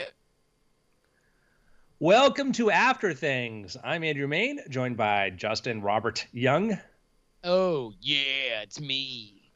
and Brian Brushwood. Oh yeah, I do the best impression of Justin Robert Young. Oh, this is Brian doing an impression of me. Oh, I'm Brian doing an impression. Slowly, the impression degrades into just like. It's a Bill Cosby. Gentlemen, we have an actual email from a listener. Somebody listened to us. Yay! I always suspected you guys didn't believe. I know. I mean, I still think it's Bryce writing this because it's coming from You know his what? email Hey, account. you know what? Maybe it is. Let's not take this away from him, okay? I want more of these. I was reading, I've been listening to the Marvel Comics, The Untold Story, and they talk about how like one of the comics was so unpopular, like they never really got any letters, so they would like make up letters Oh, to that's it. great. Yeah. But I'm pretty sure this is not made up. 62% sure it's not made up. Good deal. This is from Shannon. Well, all right, it's a girl. We know it's made up. Okay, never mind. No girl would listen to us. Hi, all! Exclamation point. You probably don't remember me, but I sent a Weird Tank email earlier this year asking you for some advice. At the time, I just started a WordPress blog to write movie reviews. From both your responses to my particular email and to other people who've written to you, I've made a little progress. By putting myself and my work out there, I've made some great connections. My reviews have been published in the local newspaper. From here, I was offered the opportunity to write in an artist profile for a music festival. After that, everything has streamrolled, and I've recently been hired as a freelance writer for the company that runs multiple papers around the area. While they can't hire me as a full-time journalist, they hope to keep me on while I start my journalism degree next year and have offered me much advice and help. I very much appreciate the fact that you don't sugarcoat things. Andrew? That's a different podcast, sugar-coated things, where it's like, everything's great. No, you're working fine. real hard. You're doing good. So good. Andrew, I think it was you in particular that said there were lots of people out there doing just as I'm trying to do. That's what I do is break dreams. That honesty, the honesty that it's not as easy as 1, 2, 3 to get to where you want is something that many people need to hear. One particular piece of advice from Brian is stuck in my mind and to my computer screen since that After Things episode.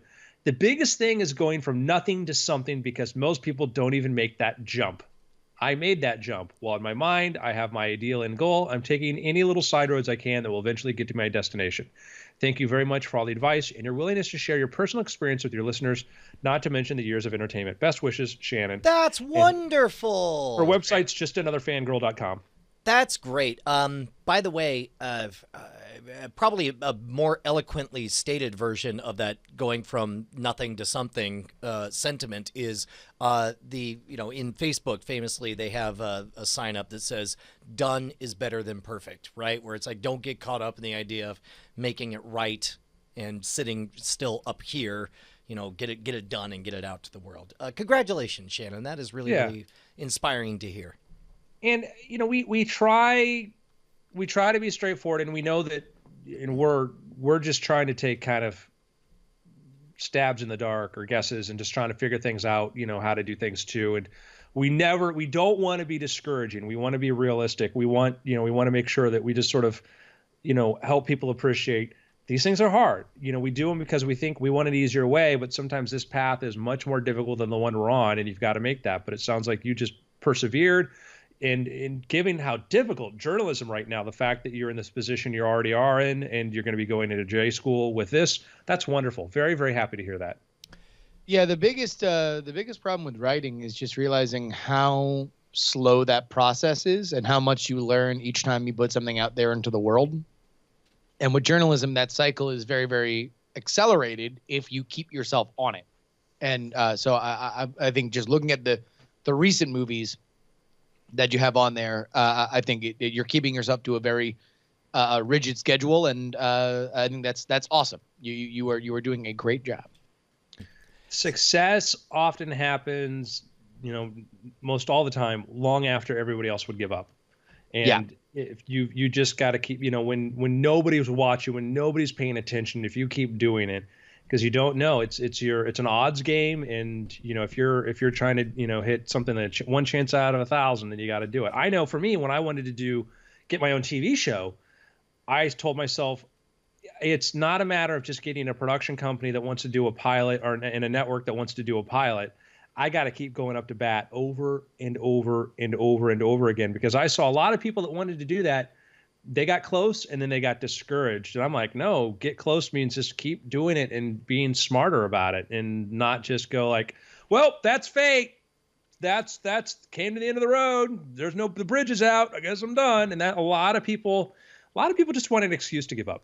Well, and we've talked about this before. It's like there has to be, for you to succeed at virtually anything and have it matter, there has to be a mountain of garbage you have to eat. And it's like there's nobody you respect. And I could swear we've had this exact conversation, but like I as a 21-year-old kid was like, okay, picture somebody who you really respect, Todd Robbins, Teller, any magician or whatever, and picture asking them the question, hey, was there ever like a really disastrous show that you had? And it's like, I couldn't imagine anybody who I respected who didn't have way epic tales of massive failure and frustration and difficulty.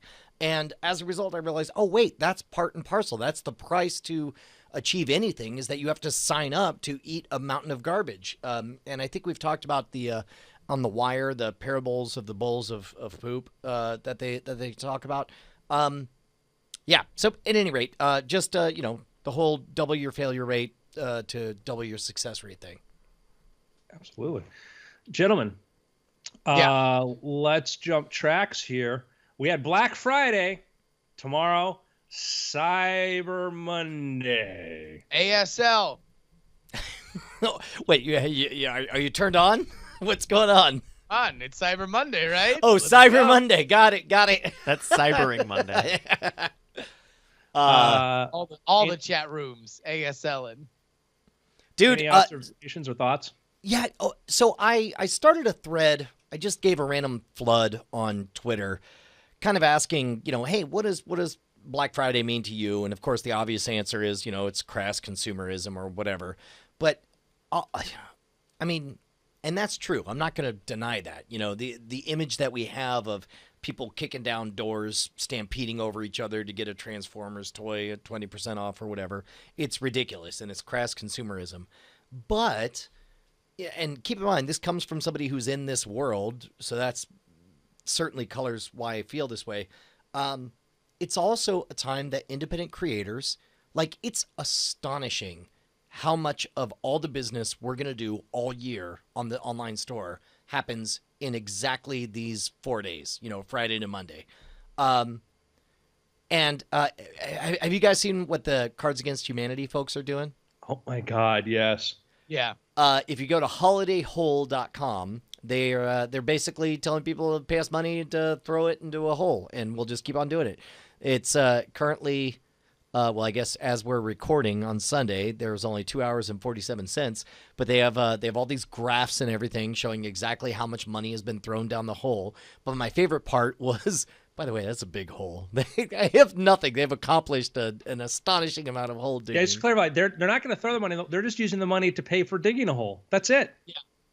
Yeah. And if you tune into the live stream, you're watching an actual, caterpillar dig a hole and all that stuff. The best part is in the FAQ. If you scroll on down, one of the FAQs is, why aren't you giving this to charity? And then the response is, it's your money. Why aren't you giving it to charity? which I thought was astonishing. So I love this as performance art, but I wanted to kind of see, as much as you feel comfortable talking about, Justin, how big of a deal this weekend has been, because what we do is the podcast. What we do is we talk and hopefully entertain and try to be insightful. But one of the significant ways we get paid is on the back end for events like these. How's everything gone on your end? Wait. How do you bring it up and then not show me yours before you ask to see mine? Oh, we are. It's the only benchmark I have is because Scam Stuff launched with the Kickstarter in 2012, so it's not a real holiday season. Then 2013, we did okay. Actually, I don't know. Last year was the first big year we had. So my question was are we going to hit last year? And we were under on the first 2 days, but we've been slightly over on Friday and Saturday, and then today it's still to be determined. But but it's tough because on the one hand we have, I don't want to say it's a weaker slate. It's a less novel slate of products that we have this year because many of them are the same things as last year, or a modest update, or a attempt on the same idea, like the Outlaws. I will say the Outlaws custom cards are better, in my opinion, than the Arcana cards. But it's a familiar idea, so I can understand why people might not be as interested on there. So it looks like this year is pretty much like last year, and I can't tell how much of that is the novelty wearing off. I can't tell how much of that is, the product line looking for something, different. But on the flip side, also, the overall presence is bigger this year than it was last year as well. So for you, because I guess and I'll go through everything on the Contender Store. But what were your expectations going into it? I don't even know, because this is one of the weird times of year when it's like you work really hard to build up a good reputation, among your fans, and a good presence, and you want to mix. The message we have tried to put out to the world is, hey, world, you have to buy gifts. These are pretty novel gifts. We're pretty proud of all of them. All of them are discounted. So our take is, the smallest it's going to be all year long. Hopefully that's engaging to you and makes you want to jump in and do it. So when we did well last year, I didn't know how much of that was like, did we have a genuinely good product idea? Is this just the echoes of having a TV show and my presence being at an all-time peak? We just didn't know. So going into this year, it was especially weird because it's like, well, I suspect we're reaching more people than we did last year. I suspect, and so it's weird, Justin. Like, we're basically full-time gamblers now. Like, I have to think of an idea and work it out with everyone on the team, and we have to commit tens of thousands of dollars to buy stuff and have it assembled and stuff, all for the weird, of thinking like, well, there's that one weekend when everybody really likes to participate in buying stuff.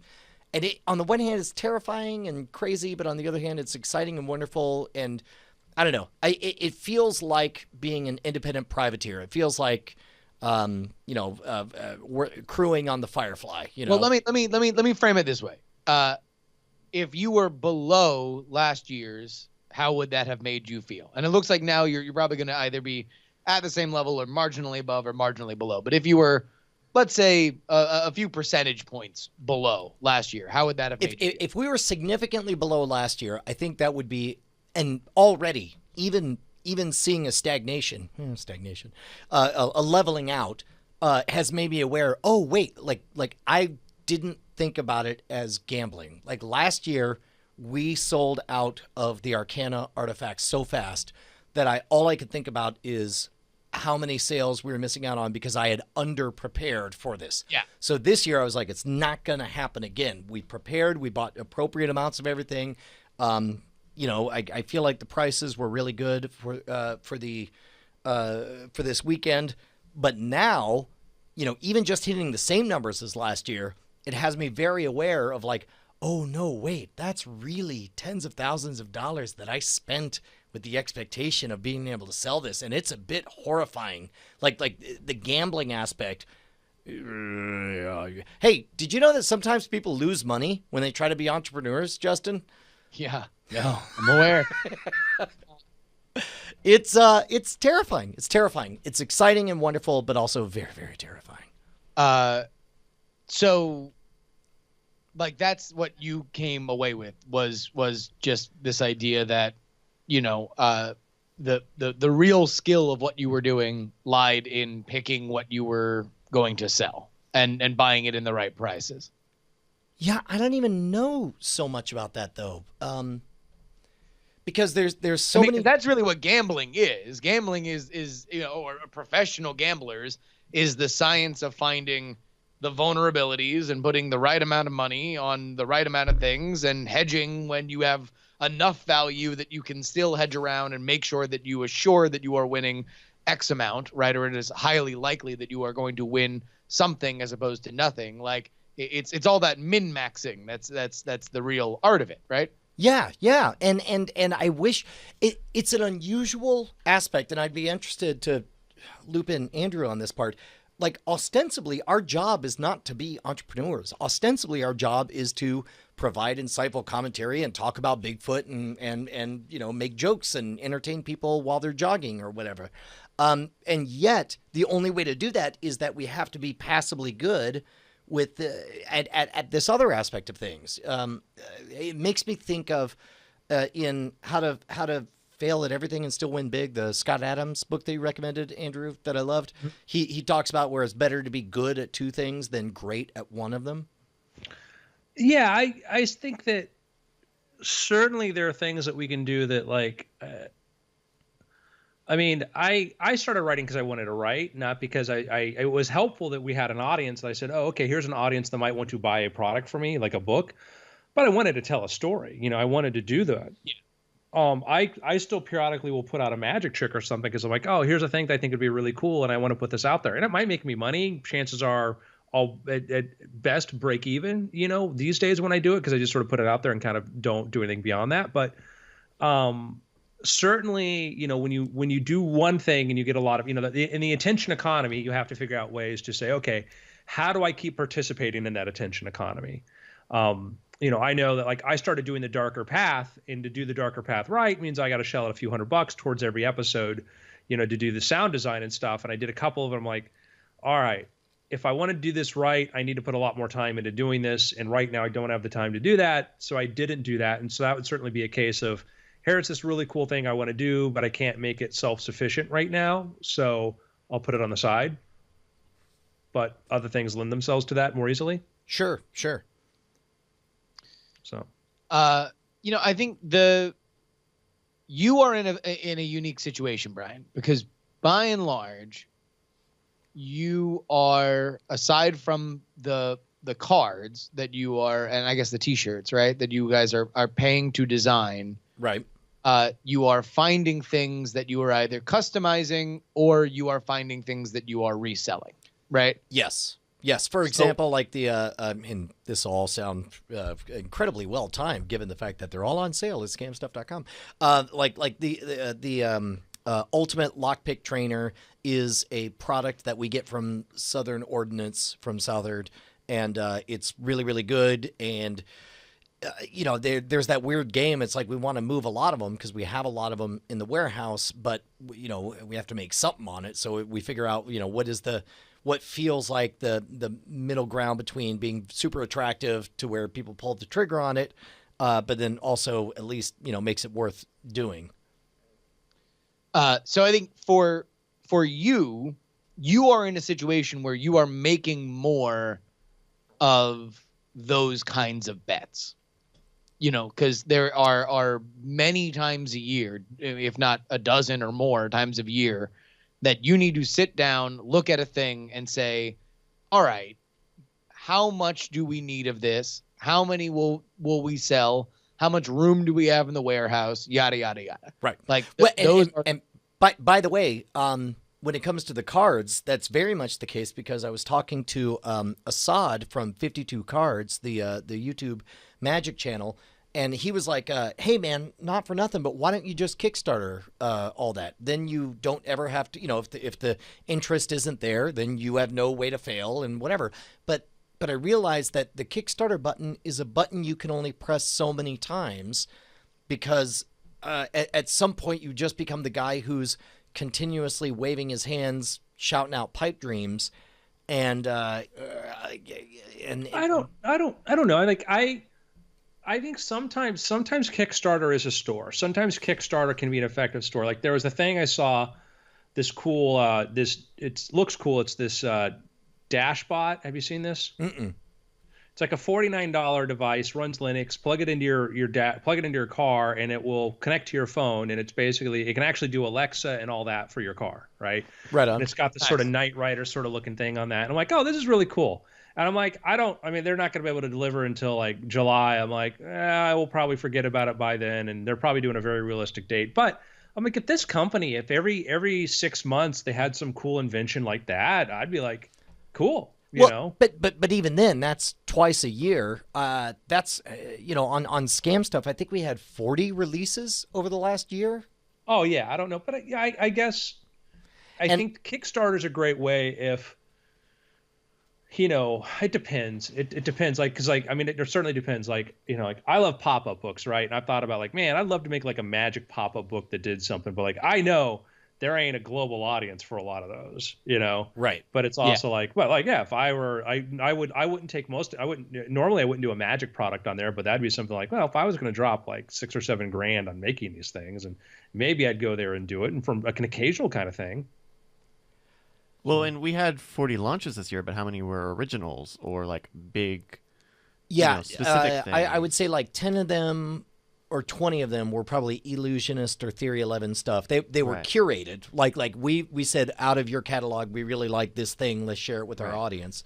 But even then, big bespoke things like the Arena or the Brew Kit. correct. Those originals, Yeah. are more challenging, and they require us to, at some point, we have to sit down and make a guess. Like how many units do we want? Because it sucks when you say, hey everyone, buy my thing, and then the orders come in, and it's like, we don't have enough of the thing, and so you change the title to pre-order to blank, ships on, whatever. Yeah. By the way, that's been where we've been at, this whole fall is just kind of like getting the stuff and then having that big weight of like having to get all of it out, as soon as possible, and knowing that every moment that somebody impulse orders something and then doesn't get it erodes that trust just even on the edges. Yeah. And we have a little bit of wiggle room in that oftentimes, in some ways, it actually helps to make this a pre-order thing. I guess that's sort of the compromise that we've done. If we're going to go full Kickstarter, then it's like, I have a vision. Here's pictures of the vision. Who's in? Okay, everything's tabulated. Now we're going to buy the thing. And then that is a very, very safe way to do it. But it's not as satisfying in the long term, week after week after week. So many of the releases we've had to do pre-orders where it's like, we've got a thing. They're on their way. They'll ship in 2 weeks. Pre-order pricing is discounted, which, again, is frustrating because it's like, well, I don't know, I'm discounting the price, but maybe I'm leaving, cash on the table or whatever. What we found with the Contender, and by the way, this week we're gonna do. It's already written. In fact, it's somewhere. It's up. But we're gonna publish our full financials of how many we ordered, how much we paid for it, why we made the mistakes that we made, how we dug ourselves out, what our projections were from our initial meetings and everything, and how the answer to all of hilariously those is weed. What was that? The answer is weed? Weed. Jeez, I'll tell you what. I only wish we could blame the devil's oregano. It was more of a bunch of the liberal arts majors trying to run a business. But all that being said, what really saved our bacon ultimately were these little 10-card expansions that we started to do during the debates, and then we did one on election night. The big kicker was that we were able to say, hey, we're gonna write all this tonight. We're going to rush, design it. We're going to proofread it.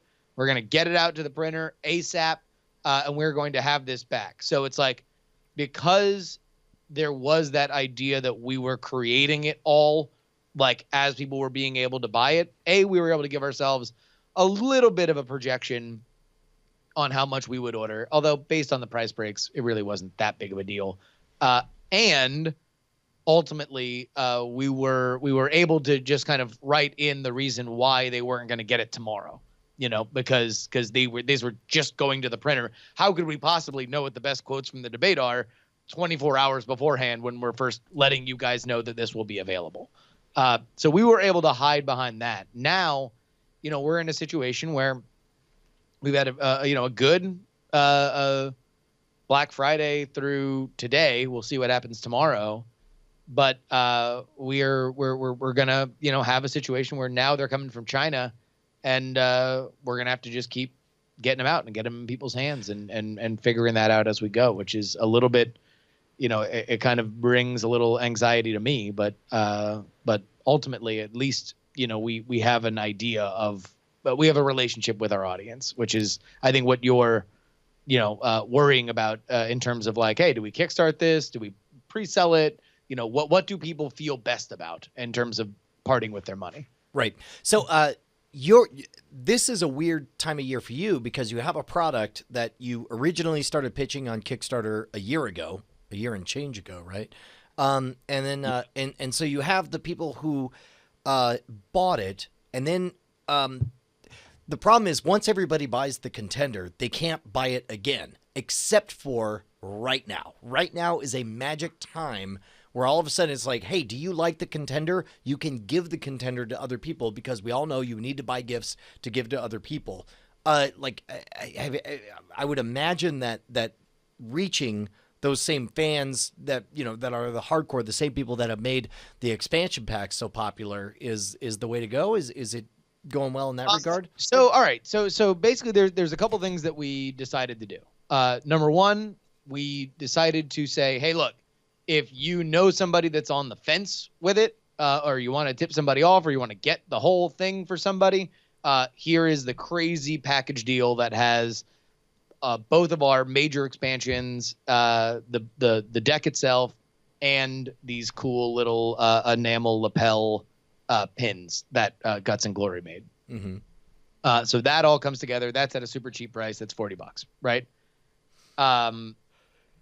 Then for everybody that's purchased it already, we packaged up all of our mini expansions, including one of them that previously we only sold at cons, and that happened to have one misprinted card. So even people that did buy them at the cons are going to have the actual card. We took the card out because the one mini expansion was the television and movie president quotes expansion, and one of the cards, the card that has the famous Independence Day quote of like, "We will not vanish into the night." Oh, that's amazing. Had like Strom Thurmond or something on it. So like it was not something that we were going to put into the deck. But now we have everything corrected, so that's going to be in there. And we knew that was going to be a big seller to everybody, that like, because we had pitched everything as limited edition. Once they're out, and we held to it. We actually stopped selling them once we were out of what we had ordered. We didn't reorder it because we knew that we were coming up on this. Those have sold really well. So here, let's give you guys a little. Let's open the kimono a little bit. Oh damn! This is our effectively at the point that the first debate happened, we were $17,000 in debt to our manufacturer. Wait, sorry. Say those words again. At the point that, and listen, we break down all this.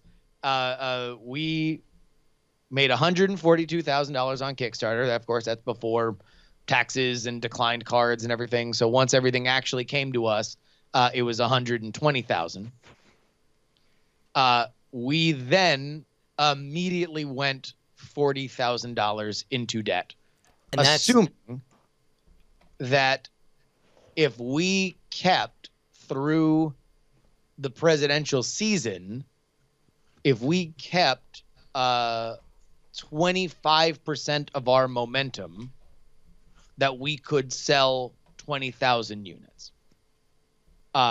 This proved to be a gross overestimation of what we would sell throughout the presidential season. We were expecting that listen, there was a lot of press obviously about this race. This turned out to be the biggest, most paid attention to race in the history of all modern democracy.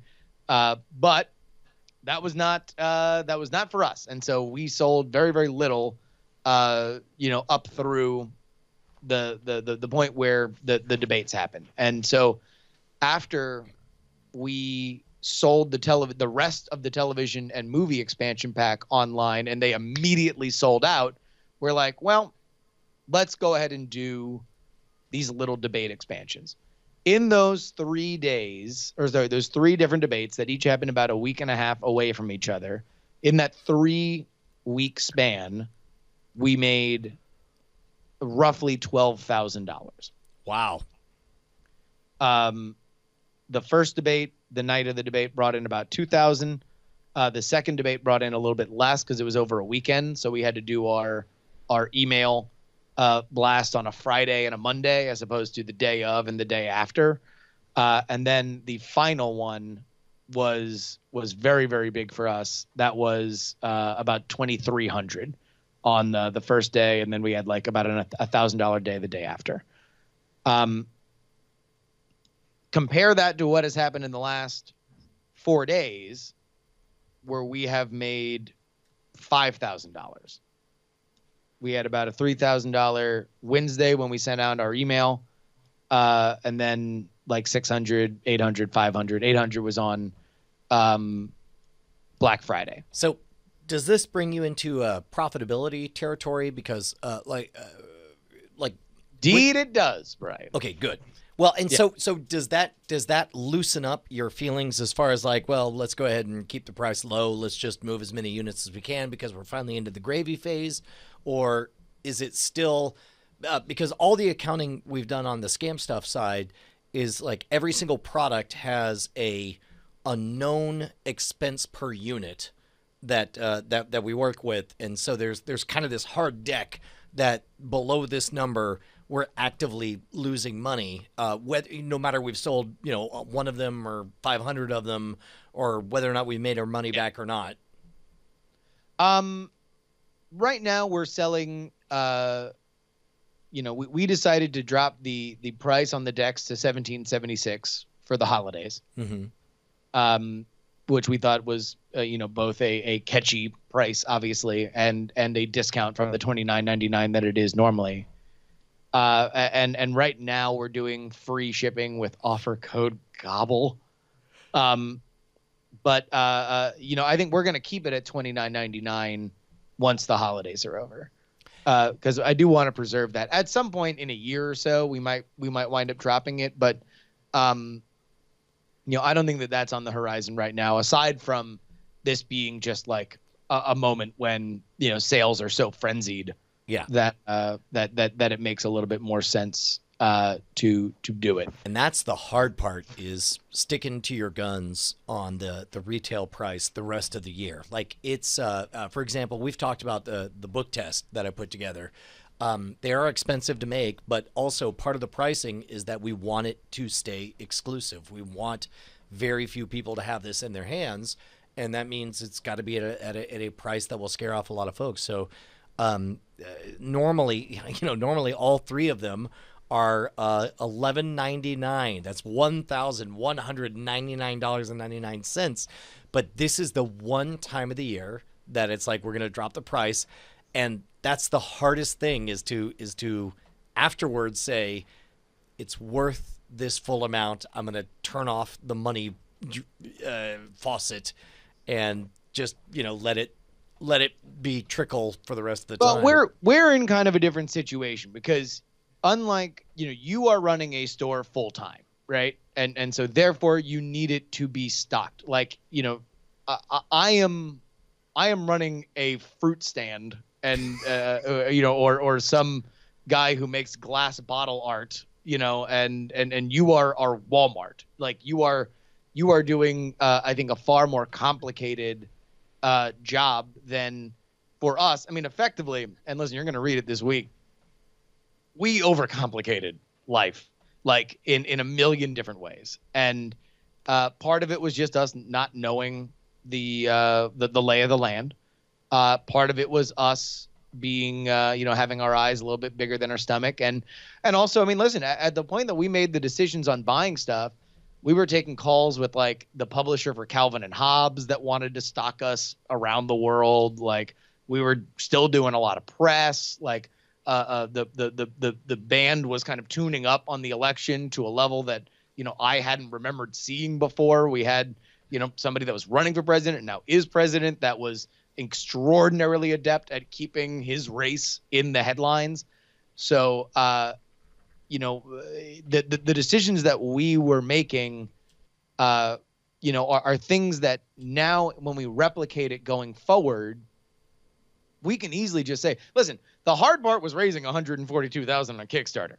If we just would have understood what we know now about manufacturing, we could have all fulfilled, gave ourselves a little bit of stock to sell, maybe times two a stock to sell, made $30,000 a piece, and then reordered for the holidays and done whatever that was. Right? Now, we would not have learned our lesson on supporting the game, which I think is probably the more valuable one, because all I've ever heard from anybody in the board game world, the tabletop world, is that games die in a year. People get the game. There's so many games coming out. People get the game. They like the game. They buzz about the game. The game's dead.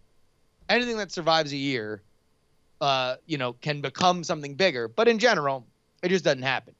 So us realizing that we can keep our fan base alive and excited in a way that even better is profitable to us is very exciting and probably a more valuable lesson. However, we did not necessarily need to go $40,000 into debt to learn it. But, hell, we got to you got to earn your lump somehow, I guess. Well, and I mean that's the big question, right? Is how big of an investment, like which is the greater pain? Missing out on unutilized brand opportunity, or being stuck with overbuying on stock or things. I mean it is a look. I don't blame anybody who just sits all this stuff out and says, you know what, I write books, I don't run a store.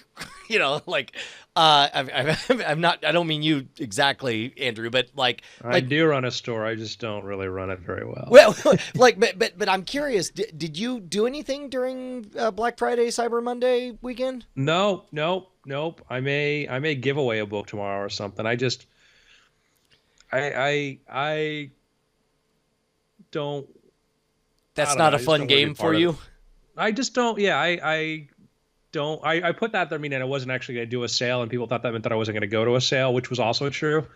I just, for me in my brand, it's the less I look like a guy running a store, the better. Yeah, it's difficult hard. balance. Sorry. I'm having kind of a back and forth with the publisher about how I like to give away copies of my books to people who are on my email list, because I just want to get people who like my stuff, and then figure out that'll build its own momentum and take me where I want to go, But if I was trying to build a really good Magic retail thing, and that was my primary goal, I'd do things very differently. So I don't know. For me, it was like, I'd rather miss out on sales and just, have people see me as just a regular guy who writes books. And, there's a value to that. Like the mere fact that you are not, it's all sowing and reaping. It's all building up brand value and then figuring out a way to change some of that brand value into a cash exchange. And for where you're at right now on, in your writing career, makes total sense to me. It's like, no, let all of this cultivate. Let all of this. Yeah. I mean, it's like my goal, just to go behind the curtain right now. I don't talk about a lot of stuff that I'm kind of like why I'm out here or what I've been doing. And part of what I'm doing is, working on getting stuff developed for film and TV and doing, going through that whole monkey dance and doing that kind of thing. And cause that's my bigger goal is just, if you saw a Jessica Blackwood TV show or something by the way, there's the third Jessica Blackwood book, Blackfall, is available this March. You can pre-order it now on Amazon. It's why I'm out pimping my stuff, guys. I look at what the game I'm playing, the kind of the longer game I'm playing. And I think I could be doing a lot smarter things business wise and managing that thing, but I'm lazy too, it's my brand to be lazy. Sorry, say again, Justin. I mean, Andrew's. I hear from somebody who talks to Andrew every day. Andrew's involved in a lot of stuff. There's a lot of stuff. And also on the great list of adjectives to ascribe to Andrew Mayne, lazy is not even available. If you had intended to put lazy on that list, no. I will do the things I want to do, and the things I go, I won't do. I'll go out of my way really hard to do something I don't want to do. But I think that's a good testament to finding the right time between harvesting the goodwill that you build up, because let's say we never got around, we did that on Weird Things. There was a good 6 years of building up brand value and building up our core audience, and it's like, well, are we is now the time to, I don't want to say take something away, but to start harvesting the benefits of that goodwill by actually having a Patreon and actually making it easy for people to kick a few bucks our way. Yeah. I go through this and talking publishers and stuff where it's on one hand, they look at I've got a really good mailing list. I got this other stuff. And I'm like, yeah. And my relationship there is not, I'm not going to push people really heavy to buy something from me. I'll push to, hey, try this experience or go do this sort of thing. And that can be different when I was running my magic business and I had my magic books and stuff like that. The relationship was, tell me what new magic books you have. Tell me what I want to buy new stuff. And that's different. Like that's the position you're in. You built a brand over like, I'm going to provide you provide services and things like that. And you get dollars, bring those dollars to me. I will give you entertainment in the form of this other stuff. And that's a very genuine, very, very pure. That's why scam stuff exists. Right.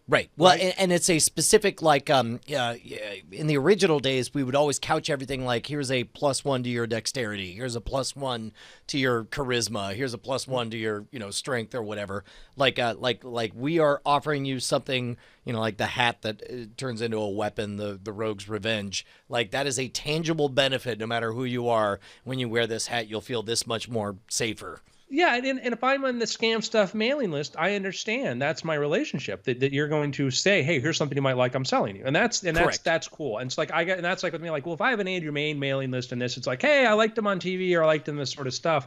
It's not Andrew Main the store, and I do sell things from time to time and all that. I mean, I'm not, let me straight, like I've got a new thing, whatever, but I don't push it or whatever because it's like I think the relationship I have there is more like, hey, tell me more about what you do, and not market to me. And also everything is relative, right? Mm-hmm. For Brian, I've always thought scam stuff is a little bit more, it's Think Geek meets Soldier of Fortune, right? Yeah. and in that, like, I never get a Think Geek email and I'm like, oh my God, trying to sell me something else? Jesus. Exactly. I'm just like, oh, cool. Look, now there's a Tanuki suit condom. Isn't that amazing? Like, I want to buy it.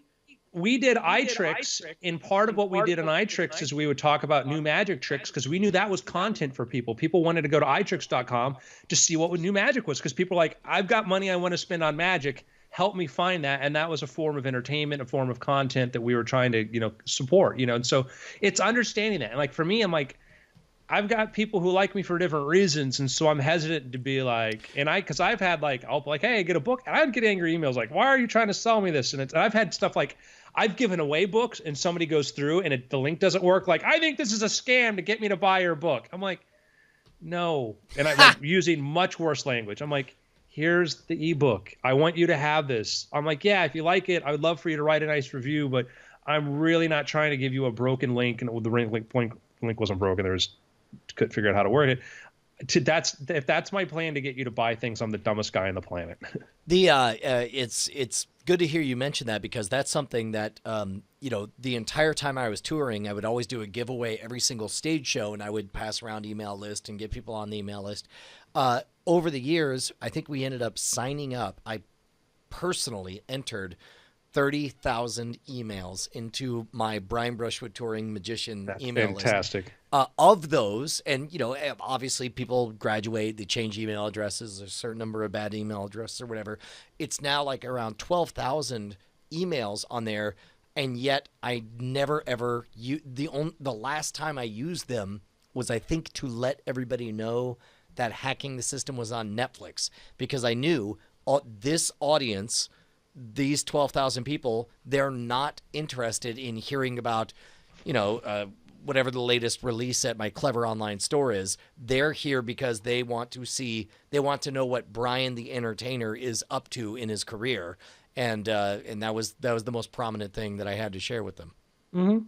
Yeah, that certainly, I ended up merging all of my email lists together, for better or for worse. Because I'm like, because I found that like, there were people who in Magic had no idea I wrote books. There are people who read my books who had no idea I did TV. And so it was like, I'm like, there's certainly an advantage to addressing an individual audience. I'm like, no, let me just sort of put them all into the world of Andrew Main. Yeah. Well, and to be honest, I'm really wrestling with the idea of doing that. Do it. Specifically, the biggest example of that is when we were winding down Frame Rate, when Tom was no longer going to be at Twit, we made a big deal of like, hey man, if you want to know what's next, sign up on this email. So it's like there's this list of, I want to say like 6,000 people or so who signed up, who really wanted to know what we're doing. And that's a weird like co-ownership thing where it's like, before I could talk about, certainly it made sense. Like, hey, new show's called Cord Killers. Sign up over here, get the RSS feed, and so on.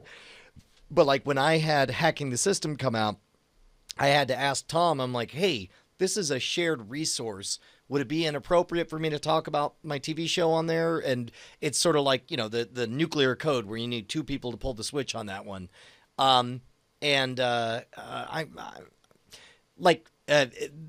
Which is a big pain in the butt. But the exciting thing about it, the other side of it, is that the open rate on that list is insane, like a 60% open rate when we write something to those people, because it's relevant and it happens so rarely.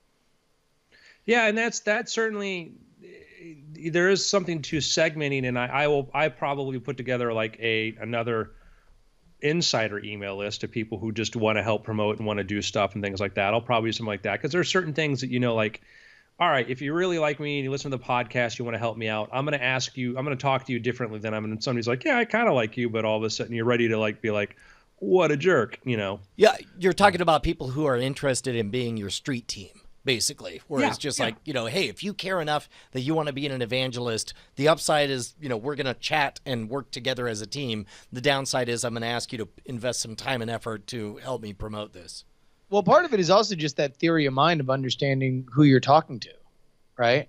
Like when, tomorrow, we're probably going to do another email blast just to remind people, hey, it's Cyber Monday. Look at all these deals. These deals are going on, man. These deals are crazy.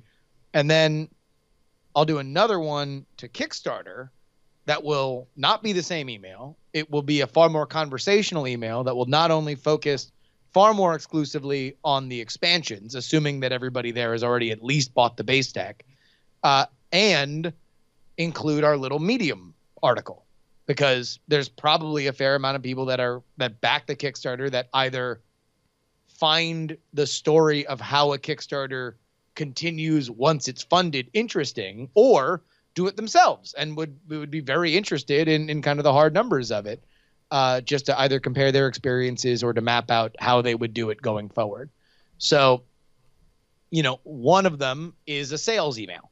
Hey, we're selling a product. The other is, hey guys, remember you bought our thing? Just so you know, there's more stuff to buy if you want. And also, you want to hear about our journey?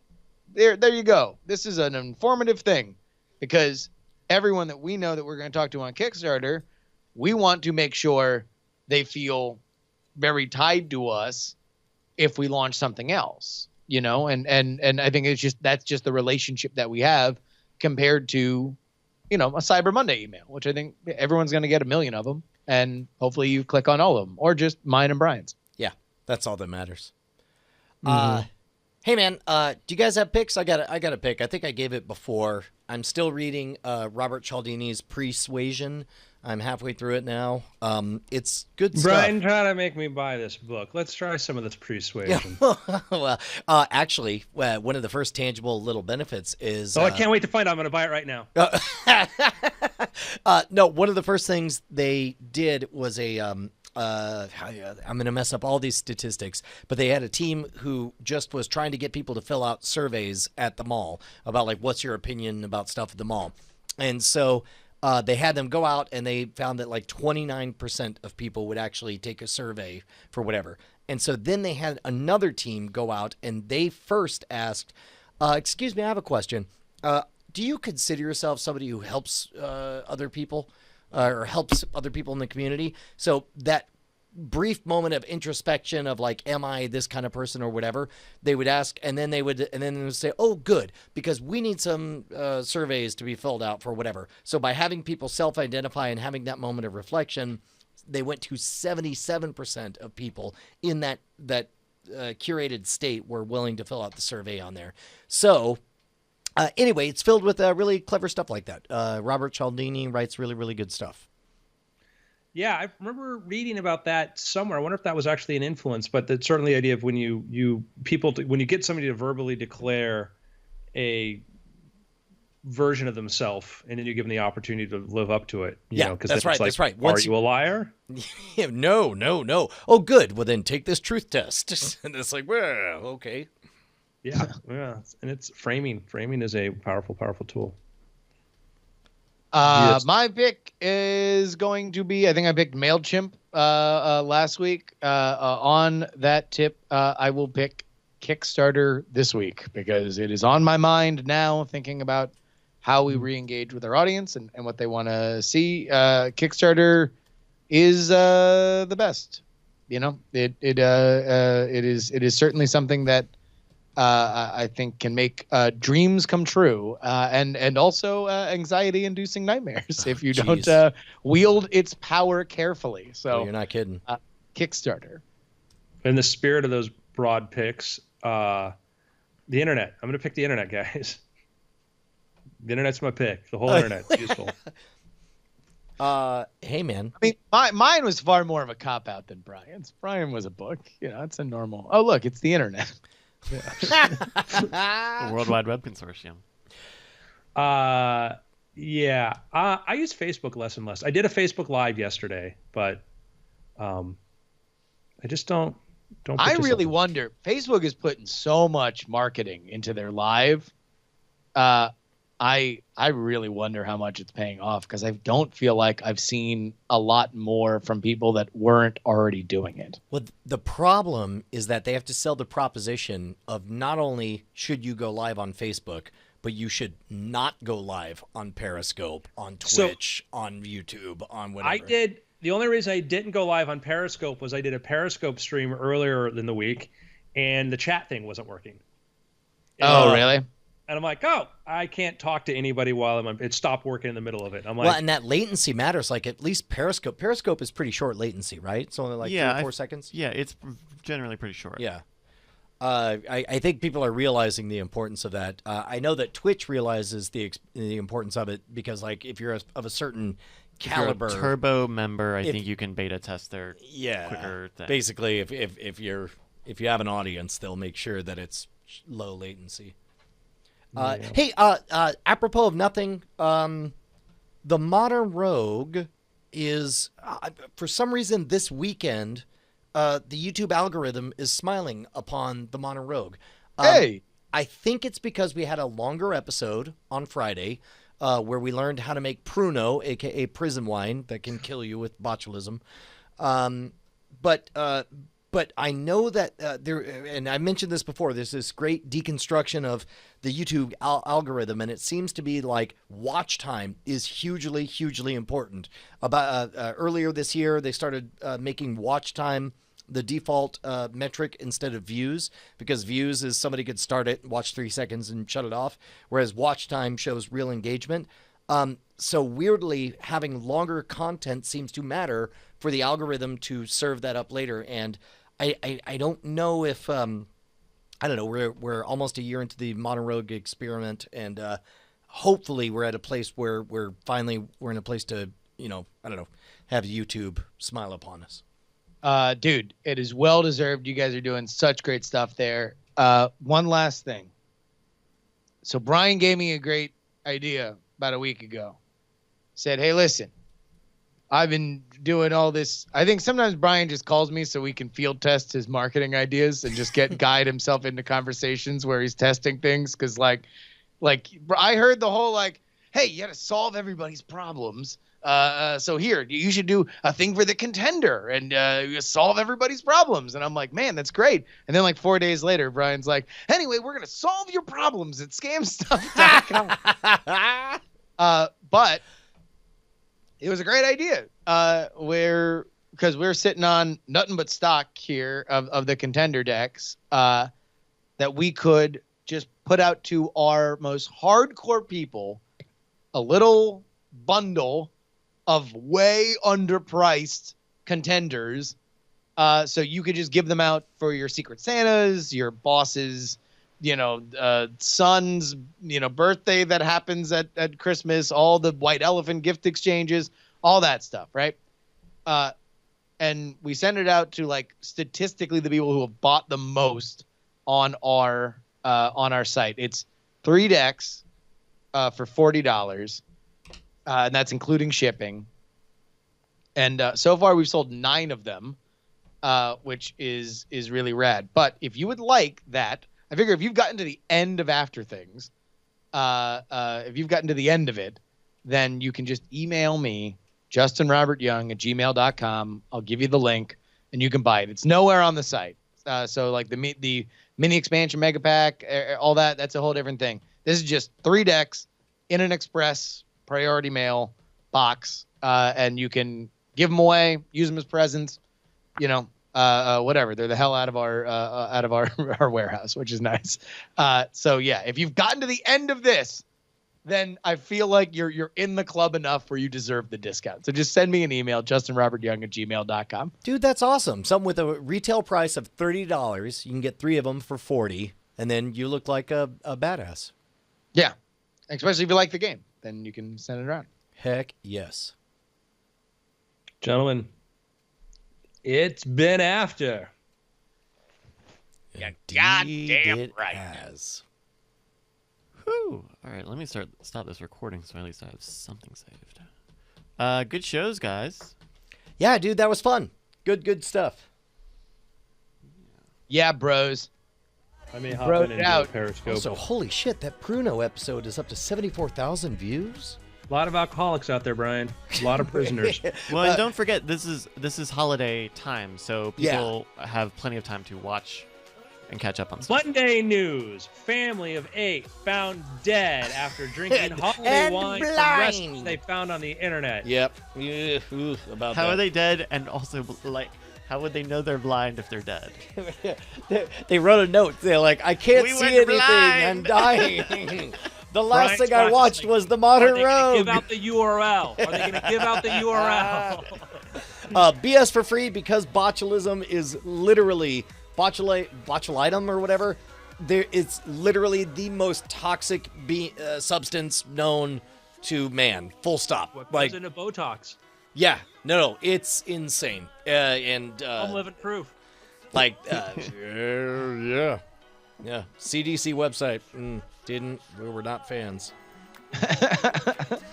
All right, gang.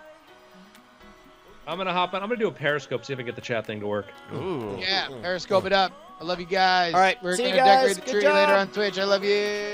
Bye. Sure we can try.